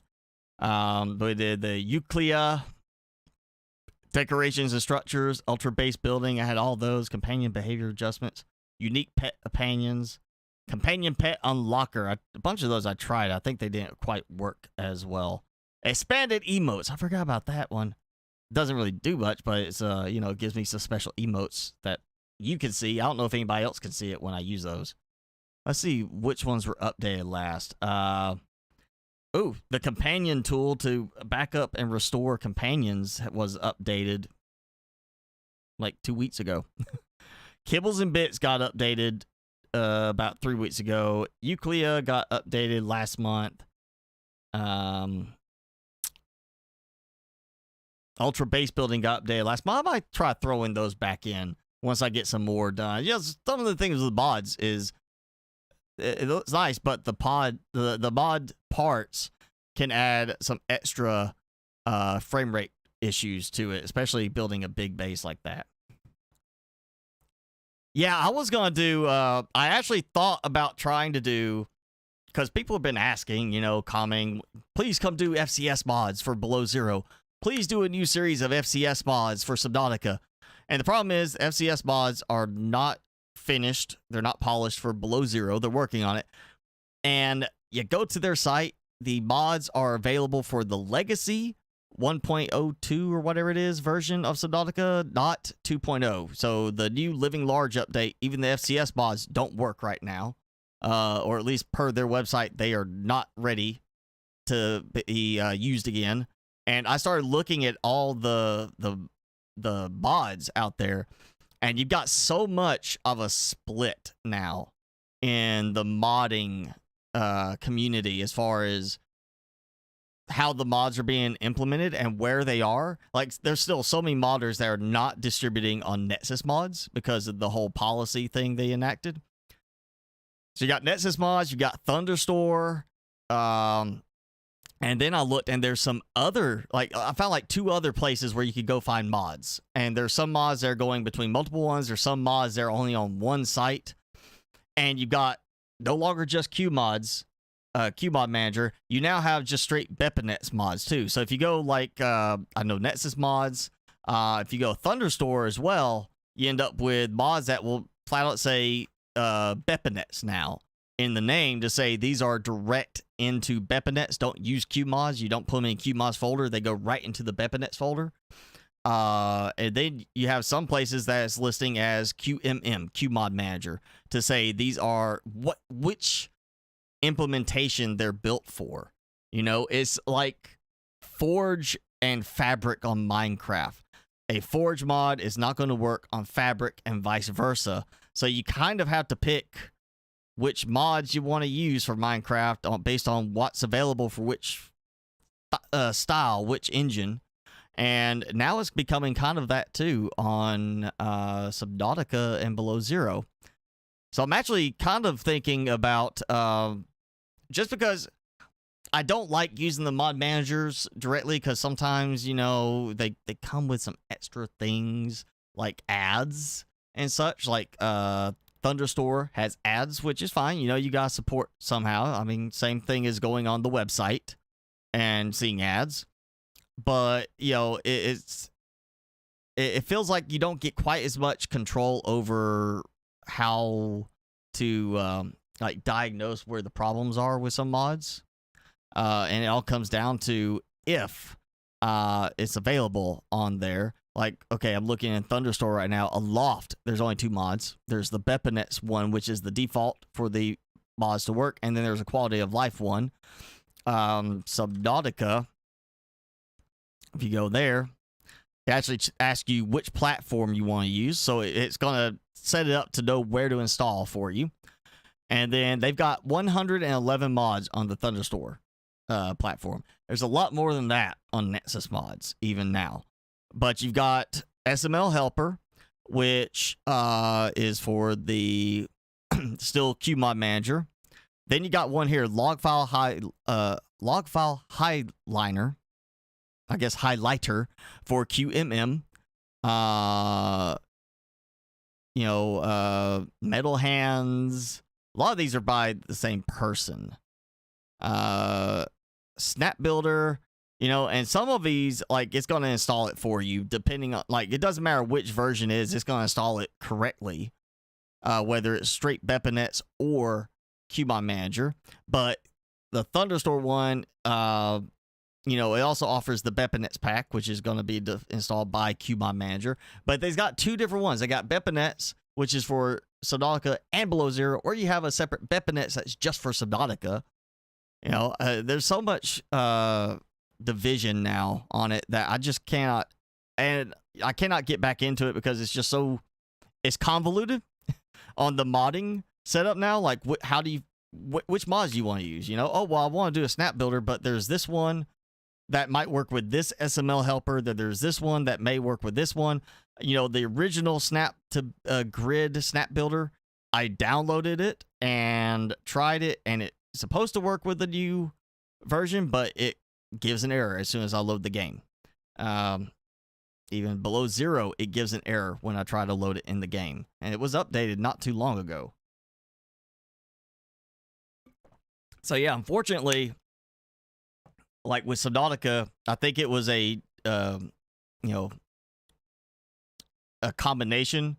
Nexus mods implementing that policy of doing the mod packs where your mod as a creator, your mod could be bundled in a pack, even if, you know, somebody says it's compatible and then you update your mod, it's no longer compatible, and you could be getting complaints about it. They said, you know, you couldn't take the mod down, kind of thing. The policy change on Nexus mod drove a lot of modders away from there for Subnautica and Below Zero. And then you have the Subnautica 2.0 update, which broke a lot of the mods because it was a major overhaul of the game code and everything. And it just seems like because of those, the modding community is kind of only like a fraction of what it used to be. Maybe when Subnautica 3 is announced that it's going to release into early access, we might see a revival of that, see stuff start to kind of come together a little bit better. But right now it's messy, you know. It's messy and hard to know what's going to work right and where to get what. And again, now you're getting mods that are bypassing QMod Manager and just going straight BepInets, which QMod Manager is a mod that uses BepInets to make it easier to use other mods. But still, there's just so much of a just jumble to it now with that. It's just, I could not bring myself to want to do it. Plus, again, I would like to play Below Zero with the FCS mods, but they're not ready. They're still working on them, and it's a major undertaking for people who are not doing this, I guess, as full-time job, you know, doing this just on the side. And it's also a case of, you know, the mods are completely broken for Subnautica 2.0. So there's really nothing new I can do in the games other than fight with mods again, and I really don't feel like doing that. I'd rather just, you know, if I'm going to mod something, I'll look and see if there's a mod, you know, mods coming out for Forever Skies, which there are. They were all about storage capacity. I feel like that got fixed with this last update. Sons of the Forest, I played some mods there, but none of them could fix the awkwardness of the new build system. And if there's a mod that comes out to fix the awkwardness and implement the old style building system from the first game, I'll do that one again. But you know, for the most part, it's gotten where I get there's too many sites now trying to take up for Nexus mods. For how many people were like starting to leave that, but then Nexus mod still has a lot of people, you know, using that. Same thing like Minecraft. You got so many different sites you can go to find a mod that you might want, and then you got to choose between Fabric and Forge. It's just, it gets frustrating if you have two mods you want to use, and guess what? This one's compatible with Forge, but not Fabric, and this one's compatible for both, but only on Fabric for this Minecraft update, and you were in Forge, it'll work on this older update, but not the new ones. You know, and then you gotta, you know, as soon as the new update comes out, you gotta download the new copy of Fabric or Forge, update it, then you find out these mods broke. It's just, unless it's a major issue, that's something that's really frustrating you, there's a certain degree of like, I don't want to mod anymore. Unless it's a game that is not adding constant new content updates. I mean, No Man's Sky has content updates. Minecraft has content updates. Subnautica, Below Zero, don't add content updates. So I'm more comfortable with that. Ark is not adding content updates, though Ark mods can be kind of buggy. And Ark did it right. You know, you could download the mod and install it right in the launcher. And I feel like more games should get that kind of treatment. Like, you know, people want a mod, let's give them the ability to mod. Put it right in the launcher. Maybe that'll happen with, you know, Forever Skies or other ones. Yeah, Sons of the Forest has not impressed me. It looks better visually. The map's bigger. It's a much more involved environment. They really went above and beyond on the map and the feel of the environment and how everything looks. And it is a better story, but the gameplay is not as good as the first game. And that's going to be a, you know, very divisive topic depending on who you ask. There's plenty of players that are out there building all these bases and think it's the greatest thing ever, as just completely outclasses the first game. But I can tell you, Sons of the Forest compared to the Forest, you look at some of the base builds people did for the Forest, even the ones I did, there's nobody touching that right now in Sons of the Forest because you can't. There are some really amazing bases that were built by YouTubers and Twitch streamers in the forest, and I have not seen anything even close to some of those in Sons of the Forest because they can't get to that point because there's too many restrictions on the building system compared to the first game, and it's too unpolished and clunky compared to the first game. Like the new update, I was trying to get the new electric fence to work, and they've got the freeform wire placements. Freeform wire placement went transmit power. It gave me the option. It was like, oh, I could target here, or I could drag it here. Okay, they got a wire, but it would not transmit power. It's bugged, you know. So it was like, all right, so unless I can build something to put the solar panel right next to where I'm going to start running the electric fence, it's kind of not useful at the moment. So yeah, Sons of the Forest,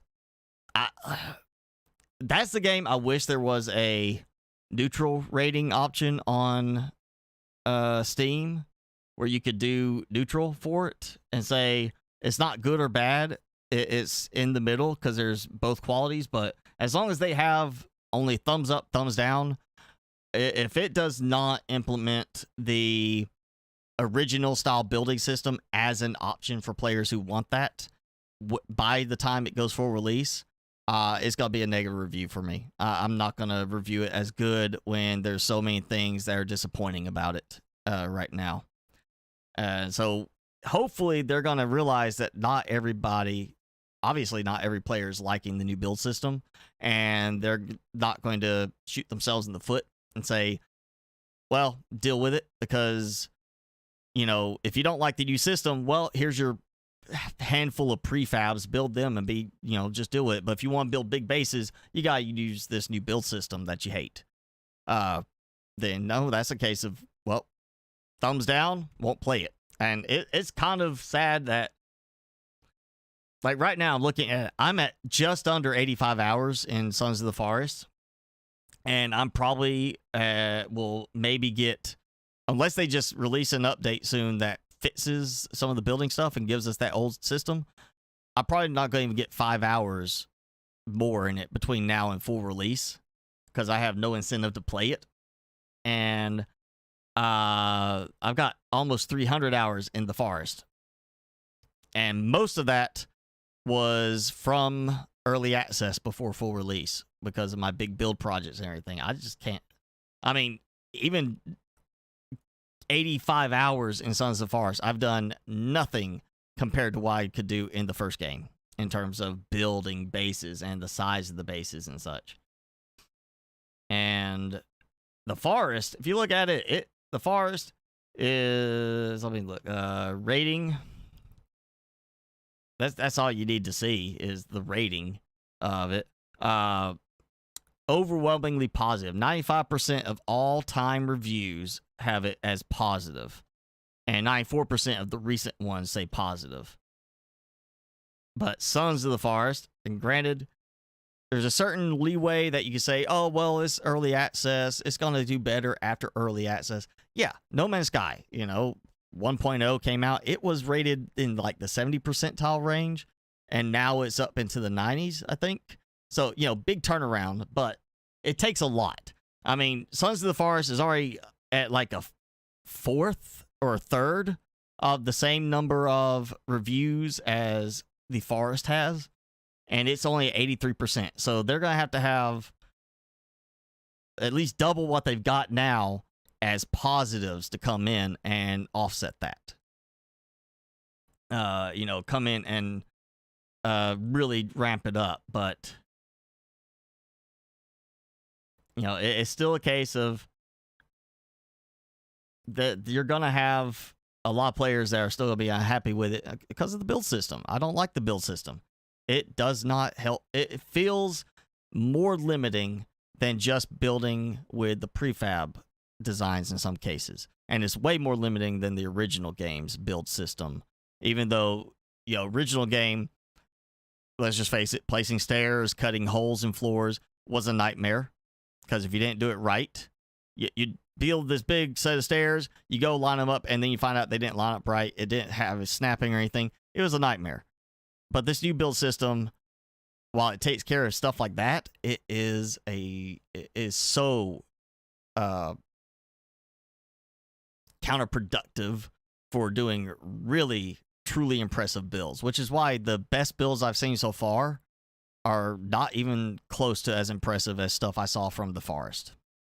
I don't think there'll ever be any builds in Sons of the Forest truly as impressive as some of the ones that people were able to do in the Forest. So, yeah. Again, if they implement the original build system and give the player an option to toggle between them, I'll give them a thumbs up just for that, because that's the big thing for me, is the building and what I can do in it. But if they don't implement that kind of system, they keep it exactly as it is, just keep adding stuff and everything, then it's going to be one of the ones I'm just going to have to give it a negative, review. And there's going to be plenty of people giving it negative reviews simply because of the build system and other factors of it. Again, you look at reviews now, there's people complaining about it just being the fact that even on like the easier mode, you literally are getting attacked all the time. People complaining about, oh, well, it's great, it's more realistic to a degree. Well, yeah, it's realistic to a degree, but how many people lived on that island? How many people were on that island, like, working there? Because at some point, you're going to kill enough cannibals that there's none left, realistically. So the amount that you're being attacked in the game is definitely way over the top what it should be. Especially for the size of the island, you should not be getting attacked that often. It should be like a very rare thing, actually, to be attacked until you start killing them, and now they start to notice something's going on here. Then they start hunting for the cause of that and hunting you down. Yeah, sure, I go with that. But at the beginning, it is way too, it gets where you get no peace to do stuff at times. Complexity, that, again, the building system, the complexity of, well, you gotta put this plank here, you gotta do this here. I understand the whole idea of, like, oh, it needs a plank, so I'm gonna split this log and put the plank there. You can do that even with the blueprint system, but the fact that it's like it adjusts only slightly around the terrain. I've had it where there, that little shoreline base where I have the zip line going to on, I want to say the northern or the eastern side of the lake. I've actually got a spot where the ramp is offset. It's not flat. It's angled down because one of the logs set lower. The tent. Yeah, I mean, you got, all right, I'm going to put the tarp down, then I got to set, I mean, technically you get by with just doing a single stick in it. It works well enough for that. But yeah, it's convoluted. Yes, they added realism with the animations. I get that part. That does add realism to it and more of that feel of being in the moment kind of thing. But I even said before early access, watching their promo videos of showing them having to sit there and chop the tops of the defense walls to make them spikes, said they're making it way too tedious if that's what you gotta do. If you have to go to every single log and chop the top of it to make it into a spike, they're making it unnecessarily and unenjoyably tedious for most players. There's gonna be some players that like it, but you're probably going to end up with a greater majority of players that are going to say, this is just getting frustrating.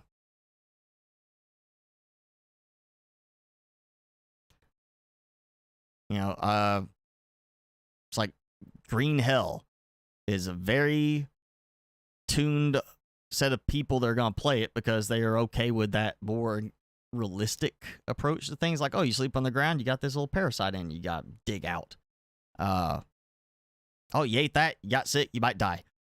That kind of realistic survival, and of course the way the building system is set up in that, it's going to appeal to a certain style of player. And same way, there's players that don't like Subnautica because they don't like the build system. They don't like the whole, you got a gun and it just magically appears something in there.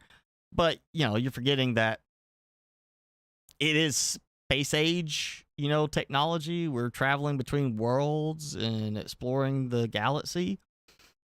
And it's like a normal thing to do that. It's not like, oh, we're just this maiden voyage. It's like a normal thing. So you got this fancy technology. It works. The idea of, oh, I'm going to make an electric fence in Sons of the Forest with a solar panel and it's going to have power all night long doesn't make sense. Like, best example, best one, because I remember seeing something about this not long ago. Icarus. Icarus is the worst one in terms of how it is implemented. You fly down in a little pod ship type thing. It lands you on a planet. It can take you back off the planet, but you're limited to Stone Age technology afterwards. Like, you really don't take anything with you. Makes no sense. You got Stone Age technology, but Space Age technology at the same time. Makes no sense. The animals are able to survive in the atmosphere, breathe perfectly fine. Animals that are Earth original animals can survive, but you can't. You gotta still, have oxygen. It is completely just stupid in terms of the way it's implemented. It's just like, at what point did they think this makes sense to do it this way? And that's part of why, there's so many negative reviews for Icarus, beyond other things like the whole stupid idea of, well, once you leave, even if you come and land at the exact same spot on the same planet again, your base and all your stuff is just magically gone. Let's not even get into that whole idea they had to start with, that they obviously had to change because so many complaints about it. There are, devs get into that point, they think they got a great idea, and then, they either stick to their guns, go ahead with it, or they listen to the players, the complaints, and they fix it. No Man's Sky, they listen to complaints, they fix stuff. They've added so much more content, made it an amazing game now. It's definitely worth the, money. And, Green Hell is adding stuff to it too, people are asking for. But it seems like Sons of the Forest, they're sticking to their guns. They're at that point, they're getting just enough good reviews, I guess, that they're like, well, we don't need to change this. We'll just stick with it, and their people can just, play it or don't play. Honestly, I'm at that point with Sons of the Forest. The play experience with it, the building experience especially, it's one I really kind of wish I had waited about getting until full release to see if they would fix that. And if they didn't fix the building system, be one I would never get. Because that's really the core of what I would be enjoying in the game. It's not the combat, it's not the story, it's the building and enjoying myself with that. And that's honestly the worst part of the game right now. And the least enjoyable part of the game. Timmy, you want to eat that? You just go stare at me. All right, we're coming up on 4 hours. Normally go 3 hours. We went a little over playing and now talking. You got me on a whole rant about bad decisions in games. Timmy, you want to go somewhere? Can you go outside? You go backyard? Gotta go backyard? Got pee? No? You don't got pee? You want me to hold you? Can I hold you? Can I have that? Oh yeah, he just wants petting. He just wants that. Oh. All right. Well, thanks for hanging around. We'll have that long conversation there, Jason. Yeah, I would say if you haven't bought Sons of the Forest and you're not looking at it and thinking like this looks great, I would wait and see what happens before release. Again, I honestly regret buying it at this point instead of just waiting for full release. Because if they don't change the build system, I'm pretty much done with it. It'll be one that I will never feel like playing again. If I want to play something like that, I'll play the first game and, never play Sons of the Forest again. It'll be that one that I don't touch. And, maybe they'll fix it, maybe they won't. Honestly, I'm just, at this point, I need more content in Forever Skies because I'm honestly loving it because it gives you just enough. You know, once they add more combat to it, I think it's going to be more appealing to some people. Oh, you got it because it looked awesome. Yeah, they made it look awesome, and it is definitely not living up to the hype they delivered or they gave for that. I feel like Forever Skies is going to end up being a breakout success once they get enough content in it. There's going to be a lot more people being like, "Oh man, that's great." There's so much just flying around now for supplies and trying to find unlocks that I think is going to be disappointing for some people because they're, you know, so many kids now, they gotta have that constant action, that constant changing. You watch videos now where it's like every 3 seconds there's some kind of change to a new scene, new camera angle, or new image, and it's just constant zooming in, zooming out. You can't have anybody just sits there and watches anymore. To somebody can just talk like this, and I feel like that's going to be disappointing some people for Forever Skies. I like it because it's peaceful. I fly around, might get attacked by a cricket. Some point there'll be mantises and stuff like that that attack me underground, you know, or in the underdust. But for the most part, the bulk of the game is flying along, surviving, eating food, water, and of course, just exploring. You know, it's fun. And I'm really looking forward to see where they take that game. I think you'll do a lot better once they get some more content to it. But we'll have to see about that. It'll be a while. Now Timmy's like, he's laying down looking at me again. So yeah, thanks for hanging out, Jason, everybody else that, you know, didn't get to stick around. We'll do this again next week. I'll get a little bit more done with the base in between now and then, possibly. But yeah, we'll just keep working on this base next time. The big new base, massive upgrade, overhaul, everything looking nicer, looking better, all in one, just monster of a base and frame rate killer. That's what it's gonna be. But Timmy, he's like, yeah, let's go. So we're gonna go. Thanks for hanging out. Go have a good rest of your day, rest of your weekend, and good week, and we'll see you next time.